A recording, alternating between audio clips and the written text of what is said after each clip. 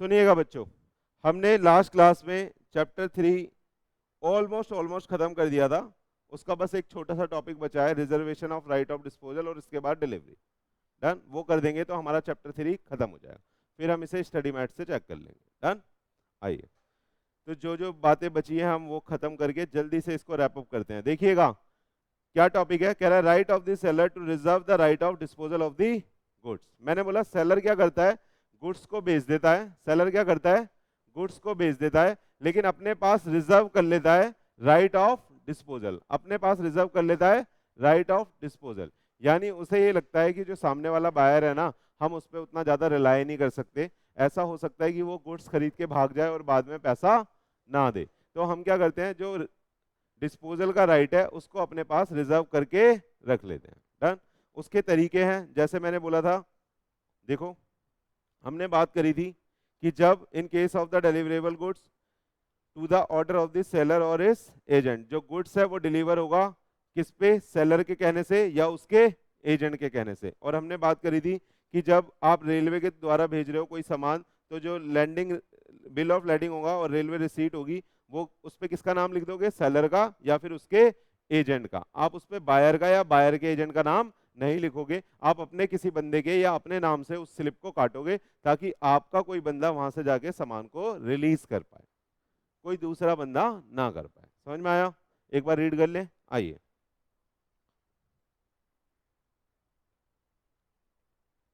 आइए बच्चा लोग, कह रहा है where there is a contract of sale of the specific goods or where the goods are subsequently appropriated to the contract, the seller may reserve the right of the disposal of the good until certain condition are fulfilled. कैसी condition लगा सकता है वो? ऐसी condition की half payment कर दोगे तब रिलीज करूंगा, फुल पेमेंट कर दोगे तब रिलीज कर दूंगा, मैं जहां पे बोलूंगा वहां रिसीव करने आओगे तब रिलीज कर दूंगा। किसी भी तरह की कंडीशन सेलर पुट कर सकता है। आ रहा है नहीं आ रहा? देखो कह रहा है transfer of ownership in case of the reservation of right of disposal, in such A case the ownership of the good ownership of the good will not be transferred to the buyer until the condition imposed by the seller are fulfilled। कह रहा है इसमें ownership कब तक transfer नहीं होगी, जब तक कि जो सेलर ने कंडीशन लगाई है वो मेट आउट बायर नहीं कर देगा, तब तक ओनरशिप हम ट्रांसफर नहीं करेंगे। कह रहा है even if the goods have already been delivered to the buyer और टू ए कैरियर और to the other bailee for the purpose of transmitting the same to the buyer. चाहे आपने गुड्स को डिलीवर कर दिया है, अपने आपके पास से गुड्स चला गया है, लेकिन आपने किसी मेथड से उसको क्या करा हुआ है, रिजर्व करा हुआ है। उसका जो राइट ऑफ डिस्पोजल है उसको आपने क्या करा हुआ है, रिजर्व करा हुआ है। आ रहा है नहीं आ रहा? चले, तो हालांकि गुड्स आपके पास से क्या क्या हो चुका है, डिलीवर हो चुका है बायर को या किसी कैरियर को, कैरियर बोले तो जो सामान लेके जाता है, गुड्स कैरेजेस वाले, है ना, जो सामान को इधर से उधर सप्लाई करते हैं। ट्रक वाले आपने देखे होंगे, बड़े बड़े ट्रक वाले जो गुड्स कैरेजेस कंपनी होती है, वो सामान को यहाँ से उठा के आगे कहीं सप्लाई करती है। डन, या फिर किसी अदर वैली को दे दिया है for the purpose of transmitting the same to the buyer, तो उस केस में भी हम ओनरशिप ट्रांसफर नहीं मानेंगे। कब तक? कब तक? जब तक कंडीशन फुलफिल ना हो जाए जो सेलर ने इंपोज करी है। आ रहा है नहीं आ रहा? पक्का? चले आइए, अब देखना मोड ऑफ रिजर्वेशन। कह रहा है seller may reserve the right of the disposal of the goods either expressly or by implication in the following two cases the seller is deemed to have reserve the right of the disposal. कह रहा है सुनिएगा, right of disposal कैसे कर सकता है वो reserve, कैसे कर सकता है रिजर्व, या तो एक्सप्रेस करके या फिर बाय इंप्लीकेशन। डन, अब सुनना, कह रहा है इन फॉलोइंग टू केसेस, ये जो दो केसेस हैं इसमें हम ये मान लेंगे कि सेलर ने क्या करा है, रिजर्व करा है क्या, right of disposal, it is deemed. Done, तो इस तरह का अगर कोई केस है, इनमें से कोई सा भी केस है, तो उसमें ये मान लिया जाएगा कि सेलर ने राइट ऑफ डिस्पोजल को क्या करा है मेरे बच्चे, रिजर्व करा है। यानी तब तक ओनरशिप ट्रांसफर नहीं होगी जब तक सेलर की कंडीशन फुलफिल ना हो जाए। आ रहा है? देखना, कह रहा है in case of the goods deliverable to the order of the seller, goods कब डिलीवर होगा, on the order of the seller और हिज एजेंट। या तो मैं सेलर हूं, या तो मेरे ऑर्डर पे गुड्स क्या होगा, डिलीवर होगा, या मैंने किसी को ऑथराइज कर दिया, लेट्स सपोज मैंने उज्जवल को ऑथराइज कर दिया कि भैया तू देख लियो जो भी सामान जाने वाला है, तो मैं तेरे को ऑथराइज कर रहा हूं, तेरे ऑर्डर पे ये डिलीवर होगा, लेकिन मेक श्योर कि पैसा आ जाना चाहिए, मेक श्योर कि पैसा आ जाना चाहिए। तो मैंने ऐसा कोई ऑथराइजेशन कर दिया है, तो किसके ऑर्डर पे गुड्स रिलीज होगा मेरे एजेंट के, लेकिन मैंने कंडीशन पुट कर दी कि पैसा आ जाना चाहिए, तो ये कब ऑर्डर देगा, जब पैसा आ जाएगा। क्लियर है, क्लियर है। आइए आगे, कह रहा है where the goods are shipped delivered to a railway administration for carriage and by the bill of lading or railway receipt the order of the seller और हिज एजेंट।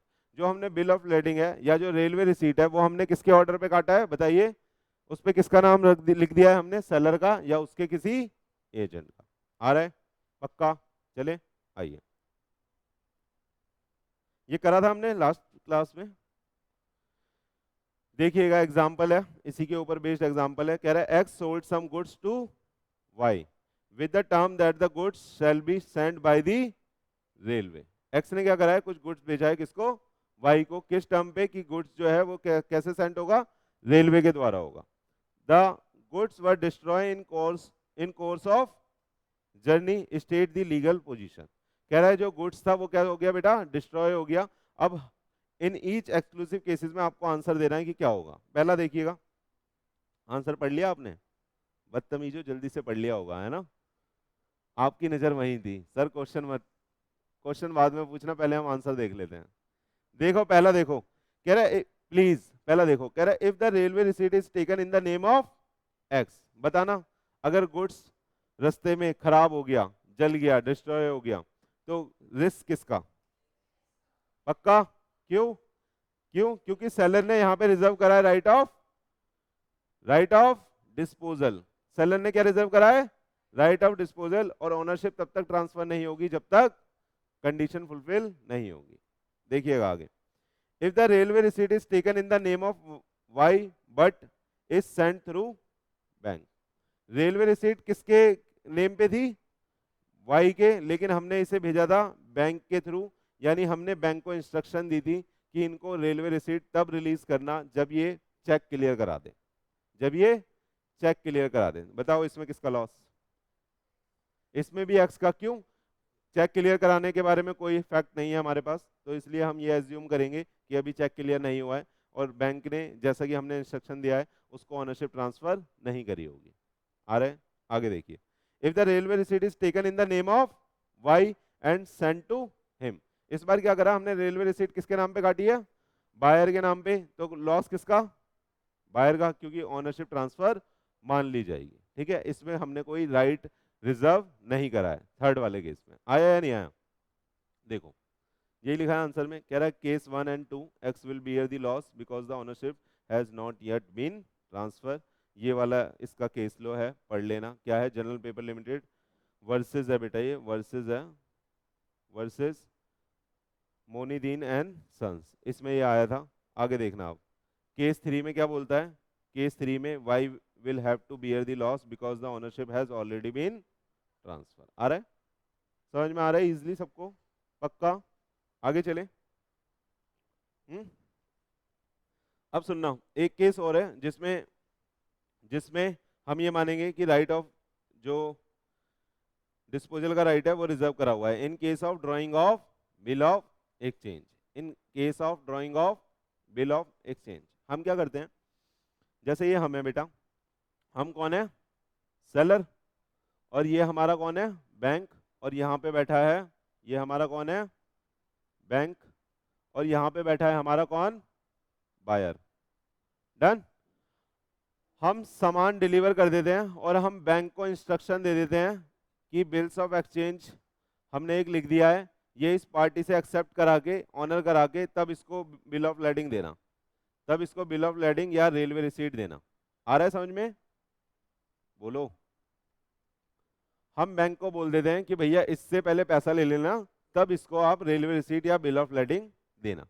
तो जब बैंक इससे पैसा ले लेगा या ये एक्सेप्ट कर देगा कि हाँ जी मैं पैसा दूंगा, तब उस केस में बैंक इसको ट्रांसफर करेगा बिल ऑफ लेडिंग या रेलवे रिसीट, और उस केस में माना जाएगा कि ओनरशिप ट्रांसफर हुई है।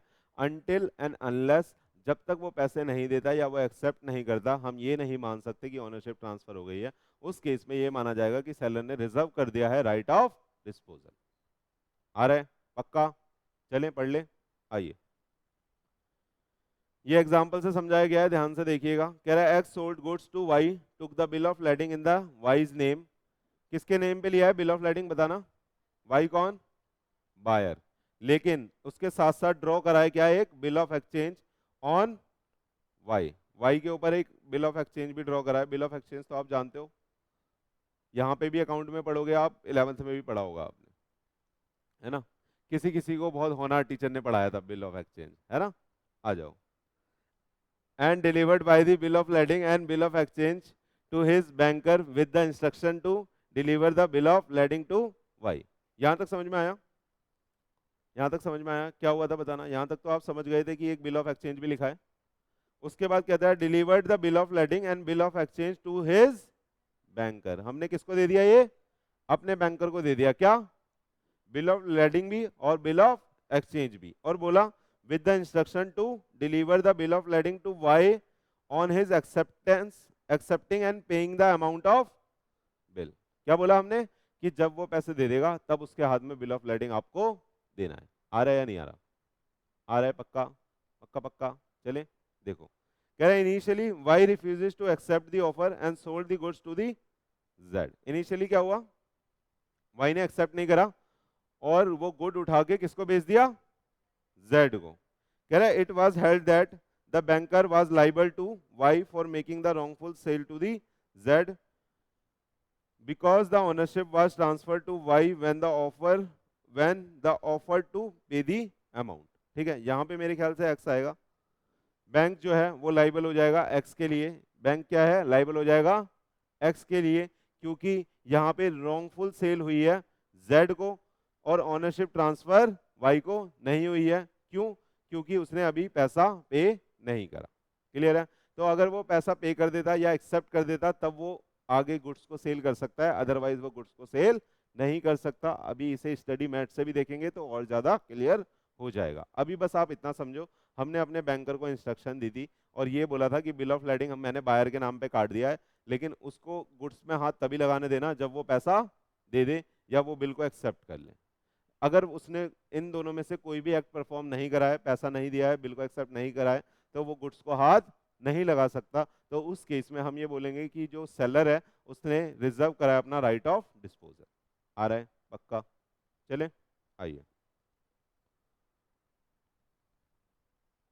आ जाओ। अब डिलीवरी के बारे में बात कर लेते हैं, फिर ये चैप्टर खत्म हो जाएगा और हम बुक से इसको समाप्त कर लेंगे। आ जाए, आइए। डिलीवरी में पढ़ा चुका हूं क्या, उज्जवल, डिलीवरी पढ़ा चुका हूं क्या, कह रहा है नहीं। तेरे को यहाँ बुलाया था मैंने, एक्चुअल डिलीवरी दी थी तेरे को, सेम वही है डिलीवरी। आइएगा, डिलीवरी के बारे में हम पहले बात कर चुके हैं तो इसलिए जल्दी जल्दी करेंगे, देखिएगा। It means the voluntary transfer of position of goods from the one person to another. Type of delivery कौन कौन सी थी, एक्चुअल, कंस्ट्रक्टिव, सिंबॉलिक। एक्चुअल कौन सी थी, ये लो पकड़ो। अगर ये मैं आपको ऐसे दे दूंगा तो ये हो जाएगी एक्चुअल डिलीवरी। कंस्ट्रक्टिव कौन सी थी, वेयर हाउस में एक सामान पड़ा हुआ था, वेयर हाउस में मेरा सामान पड़ा हुआ था, उसका ऑनर मैं था। मैंने वेयर हाउस कीपर को बोला कि कल से ऑनर हमारी परिदीदी रहेंगी, तो कल से ऑनर हमारी परिदीदी हो जाएंगी। तो उस केस में हम क्या बोलेंगे, कंस्ट्रक्टिव डिलीवरी। समझ में आ रहा है, सामान वहीं रखा हुआ है लेकिन मैंने इंस्ट्रक्ट कर दिया कि अब वो उसका मालिक मैं नहीं रहा, परिदीदी हो गई। मैं एक पेपर भी भेज दूंगा वेयर हाउस कीपर को, वो देख लेगा और वो अपना जो उसका रिकॉर्ड होगा उसमें से एज ए ऑनर मेरे को हटा के परिदीदी को ऑनर रख देगा। समझ में आया। सिंबॉलिक डिलीवरी कौन सी थी, चाबी दी थी मैंने, है ना। सिंबॉलिक डिलीवरी, टोकन दे दिया, कोई चाबी दे दी, कोई की दे दी, सामान वहीं का वहीं रखा है, लेकिन ऑनरशिप मैंने किसी टोकन से, किसी चाबी से, किसी की से, किसी सिंबल से आपको ट्रांसफर कर दी, तो उसको हम क्या बोलते हैं, सिंबॉलिक डिलीवरी। चल सकते हैं आगे, ये तो पहले पढ़ चुके थे। अब जो आगे का है वो हमने नहीं पढ़ा है, रूल रिगार्डिंग डिलीवरी। पढ़े, तैयार हो, आ जाओ। अब कह रहा है rules as to the delivery, section 32 से लेके 39। कहता है payment and the delivery to be concurred, section 32, unless otherwise agreed the delivery of the goods and the payment of the price are concurrent condition. सुनिएगा, कह रहा है कि delivery पहले दें या पैसे पहला लें। हाँ, मुद्दा यह है कि पहले पैसे लें या पहले सामान दें। जब भी ऐसा कोई गेम फंसता है तो आप भी बोलते हो एक हाथ से दे एक हाथ से ले, सिंपल है। तो लॉ भी यही बोल रहा है, देखो क्या कह रहा है, ये कनकरेंट कंडीशन है। कनकरेंट मतलब दोनों एक साथ चलेंगी, एक हाथ से दो एक हाथ से लो। समझ में आया, unless otherwise agreed, unless otherwise agree. अगर आपने कॉन्ट्रैक्ट में कुछ लिख दिया कि भैया पहले डिलीवरी होगी तो डिलीवरी पहले करनी पड़ेगी, या अगर आपने कॉन्ट्रैक्ट में लिख दिया कि भैया पहले पैसे देने पड़ेंगे तो पैसे पहले देने पड़ेंगे। समझ में आ रहा है नहीं आ रहा? और अगर कुछ भी नहीं लिखा तो, अगर कुछ भी नहीं लिखा तो बोलो बोलो बच्चा लोग, तो कंकरेंट कंडीशन है, एक हाथ से दो एक हाथ से लो, लड़ाई खत्म। चलें आगे। आइए, मोड ऑफ डिलीवरी क्या होगा? कह रहा है मोड ऑफ डिलीवरी क्या होता है? कह रहा है delivery must have the effect of putting the goods into the buyers और हिज ऑथराइज्ड एजेंट पोजीशन। कह रहा है डिलीवरी दोगे कैसे? तो कह रहा है या तो बायर को दे देंगे, बायर के पोजीशन में दे देंगे गुड्स को, या बायर के किसी एजेंट को जिसको बायर ने ऑथराइज करा होगा। उज्जवल ने बोला कि कल मेरी दोस्त आएगी उसको फोन पकड़ा देना सर, तो बायर ने क्या करा? ऑथराइज कर दिया किसी पर्सन को, उसको भी दे सकते हैं बायर को भी दे सकते हैं। समझ में आ रहा है नहीं आ रहा? चले आइए आगे। कह रहा है अगला रूल है बायर, अगला रूल क्या है मेरे बच्चे? अगला रूल है buyer to apply for the delivery. तो कह रहा है सेलर नहीं बोलेगा, बायर को अप्लाई करना पड़ेगा कि भैया पैसे देके आए थे सामान तो पहुंचा दो। समझ में आ रहा है? आइए देखिएगा, कह रहा है अनलेस, अगर कुछ कॉन्ट्रैक्ट में लिखा है तो वो इफेक्ट में आएगा, अगर कॉन्ट्रैक्ट में कुछ नहीं लिखा है तो हम लॉ को मानेंगे। समझ में आ रहा है? देखना, कह रहा है unless otherwise agreed the seller is not bound to deliver them until the buyer apply for the delivery. कह रहा है सेलर अपने आप से आपको सामान नहीं पकड़ाएगा जब तक आप ये नहीं बोलोगे कि भैया हमारा सामान तो दे दो। क्लियर है? क्लियर है? यानी बायर को अप्लाई करना पड़ेगा डिलीवरी के लिए। अगर सेलर, बायर मांग नहीं रहा तो सेलर रिस्पॉन्सिबल नहीं है कोई भी सामान आपको देने के लिए, हालांकि आपने उसको पैसा दे दिया है। समझ में आया? तो अगर आपने पैसा दे दिया है तो आप अप्लाई करोगे डिलीवरी के लिए। अगर आपने पैसा दे दिया है तो आप अप्लाई करोगे किसके लिए मेरे बच्चे? डिलीवरी के लिए। आ रहा है या नहीं आ रहा?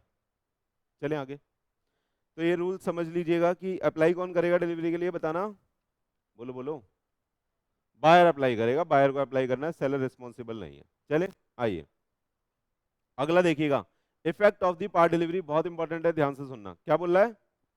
Effect of the part delivery, यानी आपने कोई सामान मंगाया था, उसमें से थोड़ा सा सामान पहुंचाया और बाकी सामान नहीं पहुंचाया, तो क्या होगा? देखिएगा, कह रहा है A delivery of the part of the goods with an intention of giving the delivery of the whole of the amount to the delivery of the whole for the purpose of transfer of ownership of the goods। क्या बोला? कह रहा है अगर आपने part of the goods की delivery करी है इस इंटेंशन के साथ कि आपने वो दे दिया पूरी, जो इस इंटेंशन के साथ कि आपने पूरा राइट दे दिया पूरे गुड्स के ऊपर कि भैया आप उठा के ले जाओ। सही है? अरे जैसे आप मेरे पास कुछ खरीदने आए, लेट सपोज कि आप मेरे पास राइस खरीदने आए 3 तरह के, ठीक है? मैं गया अपने गोदाउन में, मैंने एक कट्टा उठाया छोटा वाला, मैंने कहा ये लो पकड़ो, इसे आप देख लो, चेक कर लो, जांच लो, और बाकी के 3 भी उठा के ले जाना जब मर्जी। क्या बोला मैंने? बाकी के 3 भी उठा के ले जाना जब मर्जी। तो यहाँ पे जो मैंने वो एक छोटा कट्टा दिया आपको, या छोटा बोरा दिया, या छोटा जो पीस दिया, बॉक्स दिया, वो क्या, वो किस तरीके से दिया? मैंने इस इंटेंशन के साथ दिया कि वो जो मैंने पार्ट में डिलीवरी करी है वो डिलीवरी एज ए होल है। समझ में आ रहा है? वो डिलीवरी एज ए होल है। आ रहा है या नहीं आ रहा?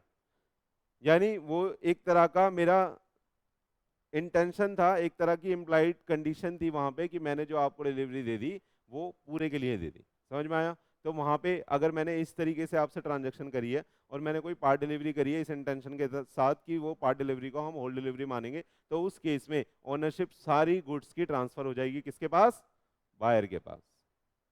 समझ रहे हो आप ये बात क्यों लिखी गई है? क्योंकि अब डिस्ट्रॉय होएगा ना तो मेरी गलती नहीं है। मैंने आपको बोल दिया था कि इसे उठा के ले जाओ शाम तक, आप उठा के नहीं ले गए, कल को डिस्ट्रॉय हो गया तो मेरी कोई गलती नहीं है। समझ में आया? आ रहा है नहीं आ रहा?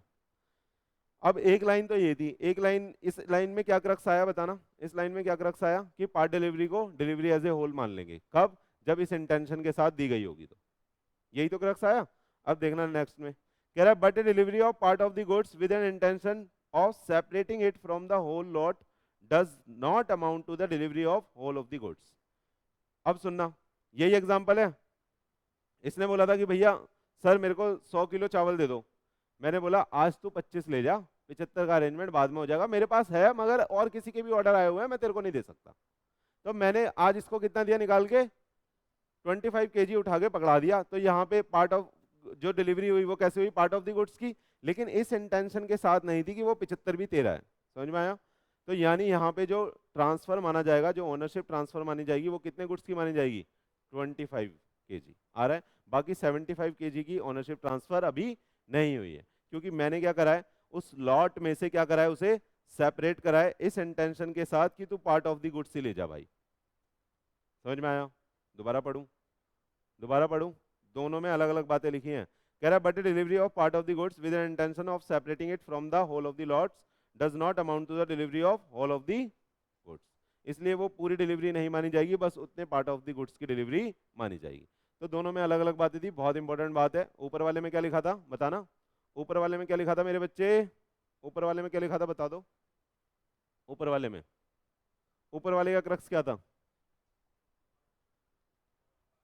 अगर हमने पार्ट डिलीवरी करी है इस इंटेंशन के साथ कि वो होल डिलीवरी है, वो होल डिलीवरी है, यानी मैंने आपको एक छोटा पैकेट पकड़ा दिया और ये बोल दिया बाकी सारे भी ले जाना, जब आपका मन करे आज शाम ले जाओ 12 बजे तक, ठीक? तो मैंने क्या करा इस बार, ये जो डिलीवरी थी ये कैसी थी? पार्ट डिलीवरी थी, लेकिन कैसे वो क्या इंडिकेट कर रही थी कि पूरी की पूरी डिलीवरी हो चुकी है, ठीक है? और दूसरे वाले एग्जाम्पल में जो नीचे वाली बात है उसमें क्या बोलता है कि हमने लॉट में से सेपरेट करा पार्ट डिलीवरी को और उससे ही करा है, बाकी की डिलीवरी के बारे में मैंने कुछ नहीं बोला है, तो वहां पे उसे होल डिलीवरी नहीं माना जाएगा। आ रहा है या नहीं आ रहा?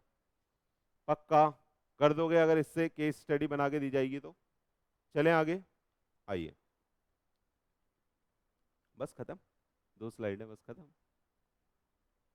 मुस्कुराते हुए चेहरे हमें बहुत अच्छे लगते हैं। आ जाओ। कह रहा है प्लेस ऑफ डिलीवरी क्या होगा? हाँ उज्जवल, प्लेस ऑफ डिलीवरी क्या होगा? आपका प्लेस या हमारा प्लेस? हाँ, जिसने गुड्स मंगाया है उसका घर। देखना, सुनिएगा, अगर मेंशन है कॉन्ट्रैक्ट में, अगर मेंशन है कॉन्ट्रैक्ट में, तो जो आप एग्री करोगे वो प्लेस ऑफ डिलीवरी होगा, है ना? जैसे आपने वो पुराने जमाने की मूवियां देखी होंगी जिसमें वो किडनैप कर लेता है, कहते हैं वहाँ पहाड़ के पीछे आ जाना, उस वाले पुलिया के पीछे, आप वहाँ पे 10 करोड़ छोड़ के जाना, आपका बच्चा वहीं पे छोड़ दूंगा मैं, है ना? तो वहाँ पे वो क्या कर लेते हैं, मेंशन कर देते हैं कॉन्ट्रैक्ट में कि यहाँ पे डिलीवरी होगी। आ रहा है समझ में? नहीं आ रहा? हाँ, लेकिन सुनना आप, अरे बच्चे सुनो, not mention in the contract. मुद्दा क्या है? मुद्दा क्या है? कॉन्ट्रैक्ट में लिखा नहीं, तो भैया डिलीवरी कहाँ पे मानी जाएगी? डिलीवरी का जो प्लेस होगा वो क्या होगा? देखिएगा, in case of sale, sale क्या होता है? इमीडिएट, इमीडिएट ट्रांसफर हो जाती है ओनरशिप ना। तो उसमें क्या होगा? At a place at which the goods are at the time of sale. सुनिएगा, तो डिलीवरी किस प्लेस को मानोगे? जहां पे गुड्स था at the time of sale. यानी जैसे मान लो मैंने अभी के अभी ये भेज दिया, अभी का अभी ये भेज दिया, तो डिलीवरी का प्लेस क्या माना जाएगा? जहां पे गुड्स था at the time of sale. आ रहा है समझ में? पक्का? आइए सुनिएगा, अब कह रहा है in case of ATS, ATS बोले तो एग्रीमेंट टू सेल, इस केस में क्या होगा? अभी तो गुड्स होता नहीं है, एग्रीमेंट टू सेल में तो गुड्स या तो बाद में आएगा, है ना, या होगा हम अभी बेचना नहीं चाह रहे, यही तो होता था, बोलो। तो कह रहा है इन respect of future good, goods क्या है इस बार, इस वाले केस में क्या है? गुड्स अभी है नहीं, लेकिन फ्यूचर में आ जाएगा। हो सकता है मैंने आपको टमाटो का कॉन्ट्रैक्ट करा हो और टमाटो अभी मैंने उगाने के लिए दिए हो, किसान को बोला हो, किसी को कॉन्ट्रैक्ट दिया हो मैंने कि उगा लेना, जब मैं उठाऊंगा फिर आपको सप्लाई कर दूंगा, है ना? फिर आप पनीर की जगह टमाटो की सब्जी मंगाओगे, बनाओगे, क्योंकि पनीर से महंगा हो गया है। आइए, मटर टमाटो, जैसे मटर पनीर होता है मटर टमाटो बनेगा। फिर देखिएगा, in respect of future good, कह रहा है at a place at which, please ध्यान से, at a place at which the goods are manufacture or produce. तो डिलीवरी बेटा उस प्लेस को मानेंगे जहां पे गुड्स को क्या करा जा रहा है? मैन्युफैक्चर करा जा रहा है या प्रोड्यूस करा जा रहा है। अगर मेरा गुड्स कहीं पे बिहार के किसी गांव में उग रहा है, तो मैं उस गांव को, लेट सपोज कि पटना में मैंने किसी किसान को बोला कि वहां पे उगा लेना, तो उस गांव को, उस प्लेस को हम डिलीवरी का प्लेस मानेंगे। आ रहा है या नहीं आ रहा? आ रहा है नहीं आ रहा? बोलो बोलो। अब देखना, इन रिस्पेक्ट ऑफ एग्जिस्टिंग गुड्स, यानी फ्यूचर गुड नहीं है, गुड्स अभी एग्जिस्टेंस में है जब एटीएस हो रहा है, तो इस केस में कब मानेंगे? कह रहा है at a place at which the goods are at the time of agreement to sell. तो क्रक्स क्या है? क्रक्स ये है कि जहां पे गुड्स रखा होता है उसी स्थान को हम क्या बोलते हैं? डिलीवरी का प्लेस मानते हैं। यही तो आया, देखो यहाँ पे भी वही आया। जब गुड्स, उस समय गुड्स जहां पे था जब सेल हुई थी वो डिलीवरी का प्लेस हो जाएगा। एटीएस के केस में अगर एग्जिस्टिंग गुड्स है तो एग्रीमेंट टू सेल के टाइम पे जहां पे गुड्स था वो डिलीवरी का प्लेस हो जाएगा। और फ्यूचर गुड्स के केस में जहां पे गुड्स मैन्युफैक्चर हो रहा है या प्रोड्यूस हो रहा है वो डिलीवरी का प्लेस हो जाएगा। और अगर एग्री कर दिया है, गब्बर सिंह ने बोला था कि घाटी के पीछे आना, तो वो घाटी के पीछे वाला प्लेस ही एग्रीड प्लेस डिलीवरी का प्लेस माना जाएगा। समझ में आया या नहीं आया? पक्का पक्का चल सकते हैं। आइए, कह रहा है अब प्लेस तो फिक्स हो गया, टाइम बताइए कब डिलीवरी का टाइम है। तो गब्बर सिंह ने क्या बोला था? गब्बर सिंह ने क्या बोला था? हाँ, रात को 3 बजे आना, जब सारे पुलिस वाले सो रहे होंगे। देख लेना, सुनना, अगर मेंशन है कॉन्ट्रैक्ट में, भैया मेंशन करा है गब्बर सिंह ने कॉन्ट्रैक्ट में, कब? पुलिस वाले सो रहे होंगे ना, तो तब उसने बोला कि आप अपना बच्चा ले जाना और मेरे को पैसे दे जाना। तो क्या हो रहा है? With in agreed time. सही है। अगर मेंशन है कॉन्ट्रैक्ट में तो जो भी टाइम एग्री हुआ है उस टाइम पे आपको डिलीवरी देनी होगी। समझ में आ रहा है नहीं आ रहा? अब देखिए, मुद्दा तो यह है जब मेंशन नहीं होता तो क्या होगा? With in reasonable time, depend on the case to case basis. तो रीजनेबल टाइम क्या मानोगे? नॉर्मली, नॉर्मली आ रहा है समझ में? मैंने, अरे उज्जवल ने किसी से केक मंगाया था, ठीक है, केक आ रहा है सुबह 4 बजे जब ये सो रहा था, तो कैसा लगेगा इसको? केक वाले को मार के भगा सकता है ना, या एक्सेप्ट ही ना करे। तो सुनिएगा, जो डिलीवरी होगी अगर कोई टाइम मेंशन नहीं है तो जो डिलीवरी का टाइम होगा वो कब होगा मेरे बच्चे? वो कब होगा? रीजनेबल टाइम में डिलीवरी करनी होगी। रीजनेबल टाइम को आप बिजनेस आवर से भी कैलकुलेट समझ सकते हो और इससे भी समझ सकते हो कि मैंने अगर ऑर्डर दिया है तो 10 दिन में, 5 दिन में, 15 दिन में डिलीवरी हो जानी चाहिए। ये नहीं साल भर बाद भेज रहे हो आप, 6 महीने बाद भेज रहे हो, तो मैं लूंगा ही नहीं सामान। समझ में आया? हाँ, कृष्णा भैया की शादी थी, इसने टमाटो का ऑर्डर दिया था, 100 kg टमाटो आने हैं और वो सारी सब्जियों में डलने हैं, लेकिन टमाटो आ रहे हैं कब? जब जूनियर कृष्णा आ गया और टमाटो घर के बाहर आके खड़ा हुआ है ट्रक में बहुत सारा। वो कह रहा है भैया अपना सामान उतार लो, आपने ऑर्डर दिया था। भैया हम डेट भूल गए, आज लेके आए हैं प्लीज। भैया हम डेट भूल गए, आज लेके आए हैं। कोई बात नहीं, कुछ नहीं होता उसे, कुछ नहीं होएगा, कुछ नहीं होएगा। अरे इधर प्लीज यार, एग्जाम्पल एग्जाम्पल प्लीज। कुछ नहीं होता, खराब नहीं होते वो। अरे खराब नहीं होते वो, हैवी होता है। क्या बोला मैंने? तो जूनियर कृष्णा आ गया और टमाटो की जो लॉरी है वो बाहर खड़ी हुई है, उसमें 100 किलो टमाटो है, कह रहे हैं ले लो। अब कृष्णा भैया ले लेंगे? आप बताओ। रिजनेबल टाइम पे डिलीवरी नहीं हुई तो इसलिए कृष्णा भैया उसको डिनाई कर सकते हैं, क्योंकि डिलीवरी कब होनी चाहिए? अगर कॉन्ट्रैक्ट में टाइम मेंशन नहीं है तो, बोलो बोलो, रिजनेबल टाइम में होनी चाहिए। आ रहा है समझ में? हाँ, आ रहा है नहीं आ रहा? चल सकते हैं। आइए, अब यहाँ से आपका जो मैटर है चैप्टर 3 का वो पूरा समाप्त हो गया है। अब हम क्या करते हैं, इसको इंस्टीट्यूट की बुक से एक बारी सारा का सारा रीड आउट कर लेते हैं फटाफट से और इस चैप्टर को कर देते हैं पैक। क्या बोलते हो बच्चों? या फोर्थ पढ़ा दूं पहले?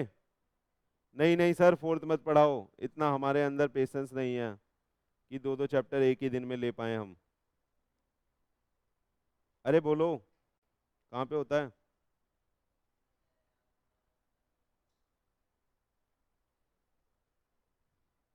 थर्ड है ना? कौन पढ़ना चाहेगा? पढ़ लो यार।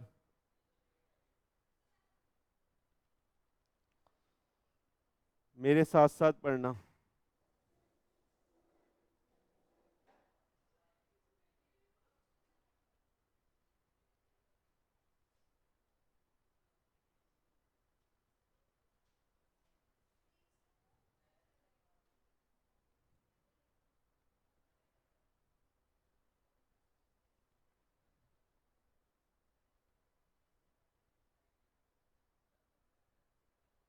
Page number 1।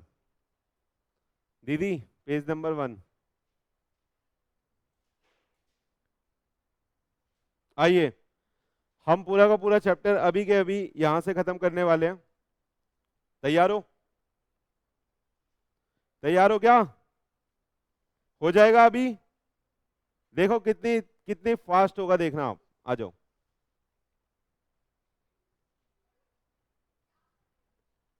आपको बीच बीच में साथ देना है ना।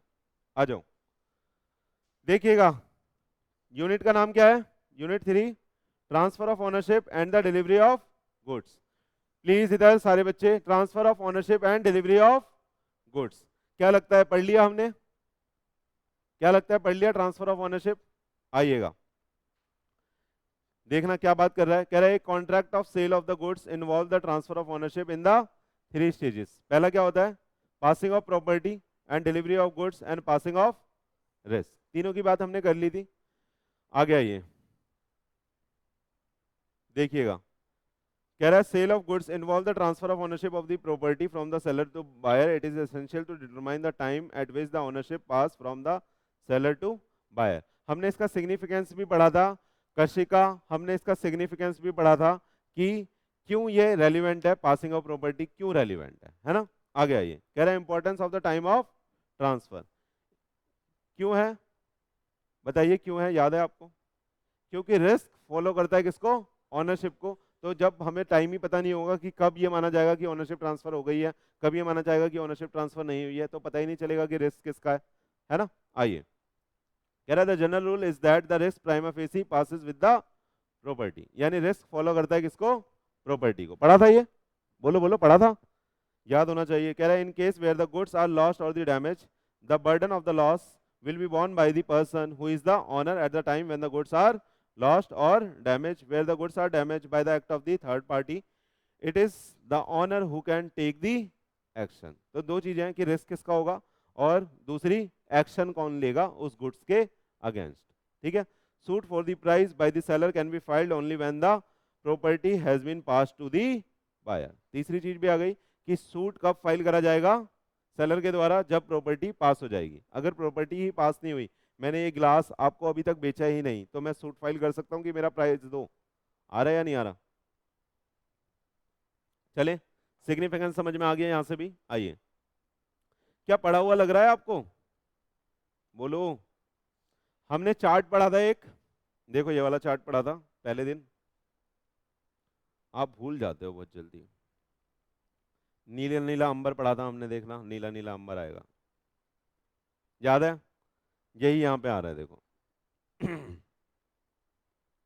आइएगा, चले पढ़ ले।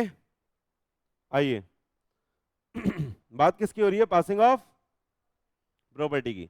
Passing or transfer of property constitute the most important element and the factor to decide the legal right and the liabilities of the seller and buyer. Passing of the property imply the passing of ownership. If the property has been passed to the buyer, the risk in the goods sold is that of the buyer and not of the seller, though the goods may be still in the seller's position. समझ में आया? कह रहा है अगर ownership transfer हो गई है, हालांकि गुड्स मेरे पास ही रखा है और मैंने ओनरशिप आपकी ट्रांसफर कर दिया, तो गुड्स अगर डैमेज होगा तो लॉस किसका? बोलो। जिसके पास ओनरशिप आ गई, यानी बायर का। यही बात बोल रहा है। समझ में आया? चल सकते हैं आगे। देखो, कह रहा है rule regarding the transfer of property in the goods and the seller to the buyer depend on the two basic factor. पहला क्या कह रहा है? Identification of goods. कह रहा है section 18 provides that where there is a contract of sale for unascertain goods, the property in the goods can not be pass to the buyer until unless and until the goods are ascertain. बात करी थी हमने कि पहले goods को क्या करना पड़ेगा? असर्टेन करना पड़ेगा। And the buyer can get the ownership right on the goods only when the goods are specific and ascertain. समझ में आया? अनअसर्टेन गुड्स के केस में हमने बोला था ट्रांसफर ऑफ ओनरशिप तब होती है जब हम असर्टेन कर देते कि भाई साहब ये आपका सामान है, हमने अलग निकाल के रख दिया है। आगे देखिएगा, intention of the party, the property in the goods is transfer to the buyer at such time and as the party to the contract intended it to be transfer. कह रहा है उस टाइम पे ट्रांसफर मानी जाएगी जब party intend करेगी, यानी जब वो कॉन्ट्रैक्ट में लिखेगी तब। बाकी section 19 subsection 2 further provide that for the purpose of ascertaining the intention of the party regard shall be. कह रहा है ये पता करने के लिए कि इंटेंशन क्या है पार्टी की regarding the transfer of ownership, आपको इन 3 चीजों को स्टडी करना पड़ेगा। पहला क्या है, the term of the contract, अगर टर्म में कुछ लिखा हुआ है कॉन्ट्रैक्ट की तो उसके हिसाब से प्रॉपर्टी पास होगी। The conduct of the party, conduct of party से अगर समझ में आता है तो उससे, जैसे सेल ऑफ अप्रूवल के बेसिस, सेल ऑफ अप्रूवल के केस में अगर मैं आपको कोई सामान दे दिया मैंने अप्रूवल बेसिस पे और आपने आगे किसी को सेल कर दिया, तो कंडक्ट ऑफ द पार्टी से ये मान लिया जाता है कि ओनरशिप ट्रांसफर हो गई है और आपने अडॉप्ट कर लिया है उस गुड्स को। आ रहा है या नहीं आ रहा? बात करी थी हमने अप्रूवल वाले केस में, देखना आप। कह रहा है the circumstances of the case, तो इन 3 चीजों को आप जज करोगे और इसके अकॉर्डिंग देखोगे इंटेंशन क्या है पार्टी की regarding the transfer of ownership. चलें आगे। The primary rule determining the passing of the property from the seller to the buyer as follows. अब ये चार्ट वाली बातें हैं जो हमने करी हुई हैं, चार्ट वाली बातें जो हमने करी हुई है वो यहाँ पे लिखी हुई है, देखिएगा आप। कह रहा है प्रॉपर्टी, ध्यान से प्लीज, कह रहा है property of specific and ascertain goods passes when intended to pass। देखिएगा आप, कह रहा है where there is a contract of sale of the specific or certain goods, पहला वाला जो हमने पढ़ा था, पहला वाला पढ़ा था नहीं पढ़ा था, यहाँ पे देखो ये जो पहला वाला पढ़ा था इसकी बात हो रही है स्पेसिफिक गुड्स के केस में, पढ़ा था। कब प्रॉपर्टी पास होती है बताना, time when the ownership passes when the contract is made, याद है? देखो यहाँ पे भी वही लिखा होगा, the property in them is transferred to the buyer at such time as the party to the contract intended to be transferred. For the purpose of ascertaining the intention of the parties, regard shall be had to the term of the contract and the conduct of the party and the circumstances of the case. Unless a different intention appear, the rule contained in the 20 to 24 are the rule for ascertaining the intention of the party as to the time at which the property is to the passed to the buyer. तो कह रहा है कि जो regard दोगे आप उन 3 चीजों को दे दोगे तो उन 3 चीजों से क्रक्स यही निकल के आएगा कि जो ओनरशिप ट्रांसफर होगी वो कब होगी, जब क्या हो जाएगा, बोलो बोलो, कॉन्ट्रैक्ट इज मेड। यहाँ पे आ रहा है ना, देखो स्पेसिफिक गुड्स डिलीवरेबल स्टेट में, अरे यही तो पढ़ा था, देखो किसके केस में पढ़ा था हमने, where there is a unconditional contract for the specific goods in deliverable state, तो ये निकल के आ रहा है यहाँ पे देखो। कह रहा है नॉर्मली हम जो रिगार्ड देंगे इन 3 कंडीशन को देंगे, नॉर्मली जो रिगार्ड देंगे इन 3 कंडीशन को देंगे, और अगर उससे नहीं निकल के आता तो ये रे रूल्स। सही है, पढ़ ले पढ़ ले। आइए पहला क्या कह रहा है, स्पेसिफिक गुड्स कैसा है, कैसा है बताओ, डिलीवरेबल स्टेट में है, तो कह रहा है where there is an unconditional contract for the sale of specific goods deliverable state में, the property in the goods pass हो जाएगी to the buyer when the contract is made, when the contract is made, clear है। और specific goods जो good to be put into the deliverable state, यानी अभी deliverable state में नहीं है, तो कब होती थी इसकी बताना, यहाँ पे देखो कब होती थी, बोलो बोलो, जब आप क्या कर देते थे उसको डिलीवरेबल स्टेट में डाल देते थे एंड द बायर को नोटिस दे देते थे, इस बात का बात करी थी इसकी। देखो अब यहाँ पे क्या कह रहा है, where there is a contract for the sale of the specific goods, the seller is bound to do something to the goods for the purpose of putting them into the deliverable state. The property does not pass until such thing is done and the buyer has the notice thereof. तो अगर deliverable state में नहीं है तो क्या करना पड़ेगा, पहले डिलीवरेबल स्टेट में उसको लाना पड़ेगा और उसके बारे में बायर को बताना भी पड़ेगा कि सर आपका लहंगा तैयार है लेके जाओ। आ रहा है या नहीं आ रहा? अरे वाइफ का होगा लहंगा। चलें आगे, आइए एग्जाम्पल घर पे पढ़ लेना। अब ये कौन सा आ रहा है, कह रहा है specific goods in the deliverable state when the seller has to do anything thereto in order to ascertain the price. बात करी थी हमने बोला था गुड्स तो तैयार है, बायर भी खरीदना चाहता है सेलर भी बेचना चाहता है, लेकिन दोनों को प्राइस नहीं पता, तो उसको कुछ करना है, कुछ किसी से बात करनी है, कुछ वैल्यू निकालनी है प्राइस को डिटरमाइन करने के लिए, तो कब माना जाएगा, कह रहा है where the contract for sale of the specific goods in a deliverable state but the seller is bound to measure, test, do some other act or thing with reference to the goods for the purpose of ascertaining the price. The property does not pass until the act or the thing is done to the buyer and buyer को हमने उसके बारे में notice दिया हो। तो हमने क्या बोला था, जब वो प्राइस असर्टेन कर लेगा और इस बारे में बायर को बता देगा तब हम उसकी ओनरशिप ट्रांसफर मान लेंगे। आ रहा है या नहीं आ रहा? बोलो बोलो बोलो बोलो बोलो, आ रहा है पक्का? एग्जाम्पल पढ़े। कह रहा है a sold carpets to the company which are required to be laid, the carpet was delivered to the company's premises but was stolen before it could be laid. कह रहा है it was held that the carpet was not in the deliverable state as it is not laid, कह रहा है which was the part of the contract, which was the part of the contract, hence the property has not been passed to the buyer of the company। ऊपर से relate नहीं कर रहा लेकिन फिर भी यहाँ पे इन्होंने दिया है ठीक है। बोल रहा है कि कारपेट वहाँ पे ले आना था और बिछाना भी था, तो कारपेट बस लेके गए, बिछाया नहीं, तो ऐसा एक्ट नहीं करा जो कि करना था एज पर दी कॉन्ट्रैक्ट, तो उस केस में ट्रांसफर ऑफ ओनरशिप नहीं मानी जाएगी। आ रहा है या नहीं आ रहा? बोलो बोलो, चलें आगे, चलें अगला पढ़ो। कह रहा है गुड्स मस्ट बी असर्टेन, कह रहा है where there is a contract of sale of the unascertain goods no property in the goods is to be transfer to the buyer unless and until the goods is ascertain. देखो यहाँ पे बात करी थी हमने, बात करी थी यहाँ पे, देखो अनअसर्टेन गुड्स के केस में बोला था ओनरशिप ट्रांसफर होगी when the goods are ascertain and unconditionally appropriated by the seller to the buyer. समझ में आया? तो अनअसर्टेन को पहले असर्टेन बनाना होता है, जब तक वो असर्टेन नहीं बनेगा तब तक ओनरशिप ट्रांसफर नहीं मानी जाएगी। चलें आगे, पक्का? आइए, कह रहा है रूल देख लो, rule in respect of passing of property of unascertained goods are as follows. कह रहा है goods of the description in the deliverable state and the delivery to the carrier for the transmission. क्या बोला? पहले उसे deliverable state में लाओगे और उसकी डिलीवरी कर दोगे ट्रांसमिशन में। आइए, वही बात हमने भी बोली थी ऊपर, देख लीजिए प्लीज। कह रहा है sale of the uncertain goods by the description where there is a contract for sale of the uncertain goods or the future goods by the description or the goods of the description and in a deliverable state are unconditionally appropriated to the contract either by the seller or with the assent of the buyer or by the buyer with the assent of the seller, the property in the goods thereupon passed to the buyers, such assent may be express or implied and may be given either before or after the appropriation is made। सही है? कह रहा है delivery to the carrier करोगे where there is in pursuance of the contract the seller deliver the goods to the buyer और to the carrier or the other bailee whether named by the buyer or not for the purpose of transmission to the buyer and does not reserve the right of the disposal, he is the deemed to be the unconditionally appropriated the goods to the contract।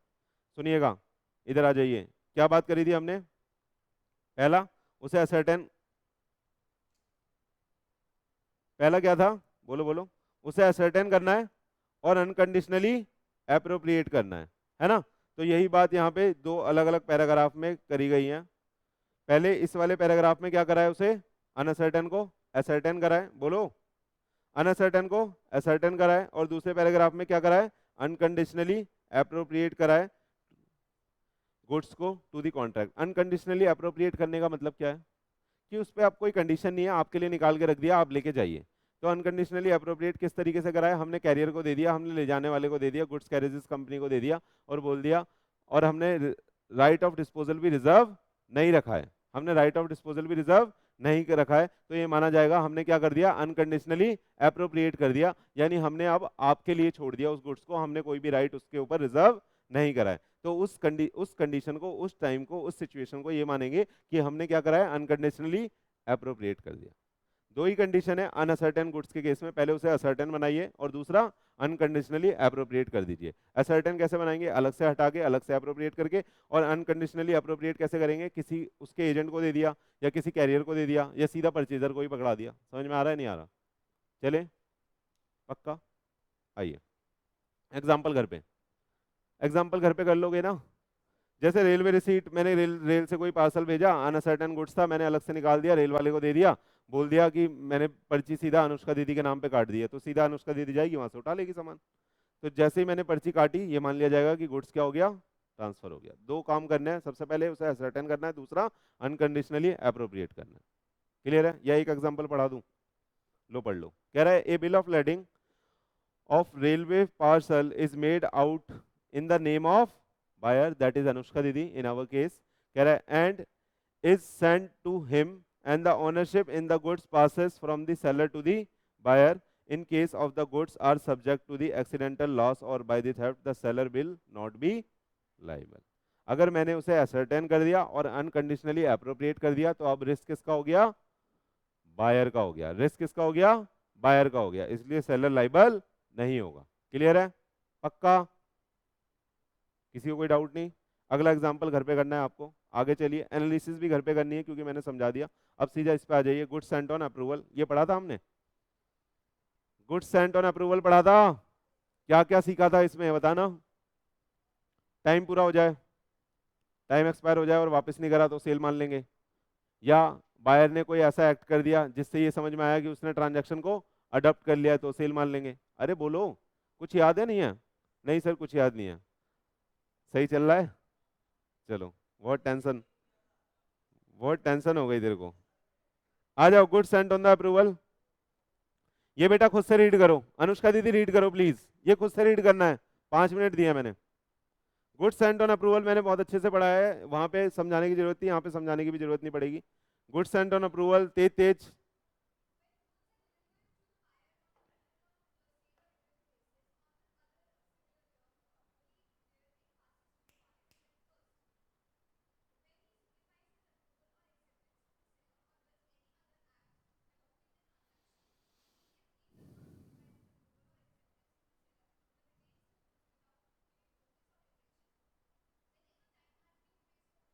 जल्दी जल्दी madam.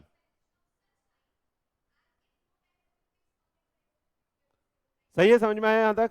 पहला क्या बोल रहा है? उसने acceptance दे दी, adopt कर लिया ट्रांजेक्शन। दूसरे में क्या बोल रहा है? रिजेक्शन का कोई नोटिस नहीं दिया और लिमिटेड टाइम था वो एक्सपायर हो गया। आगे, और अगर कोई टाइम फिक्स नहीं था तो रिजनेबल टाइम एक्सपायर हो गया। थर्ड,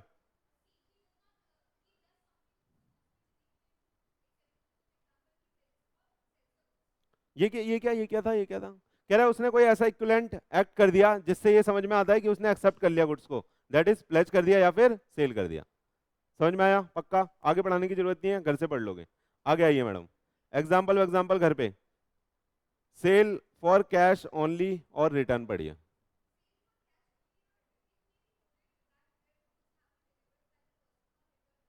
सेल और return basis on the term.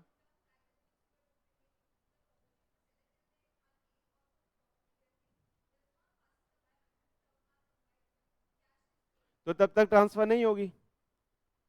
अरे समझ में आया? देखो क्या कंसेप्ट है, कैश ओनली और रिटर्न। तो अगर कैश नहीं देगा तो रिटर्न मान लेंगे, तो प्रॉपर्टी पास नहीं होगी।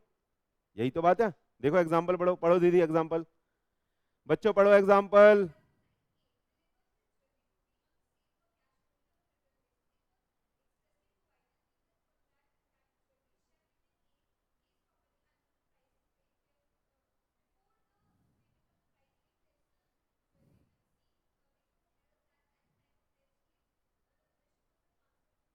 Not transfer, was not transfer to the B, है ना? समझ में आया? प्लेज को आप वैलिड नहीं मानोगे, क्यों? वो ऑनर कब बनता? जब वो पैसा चुका देता, क्योंकि यहाँ पे कैसा हो रहा है? सेल फॉर कैश ओनली है। समझ में आया?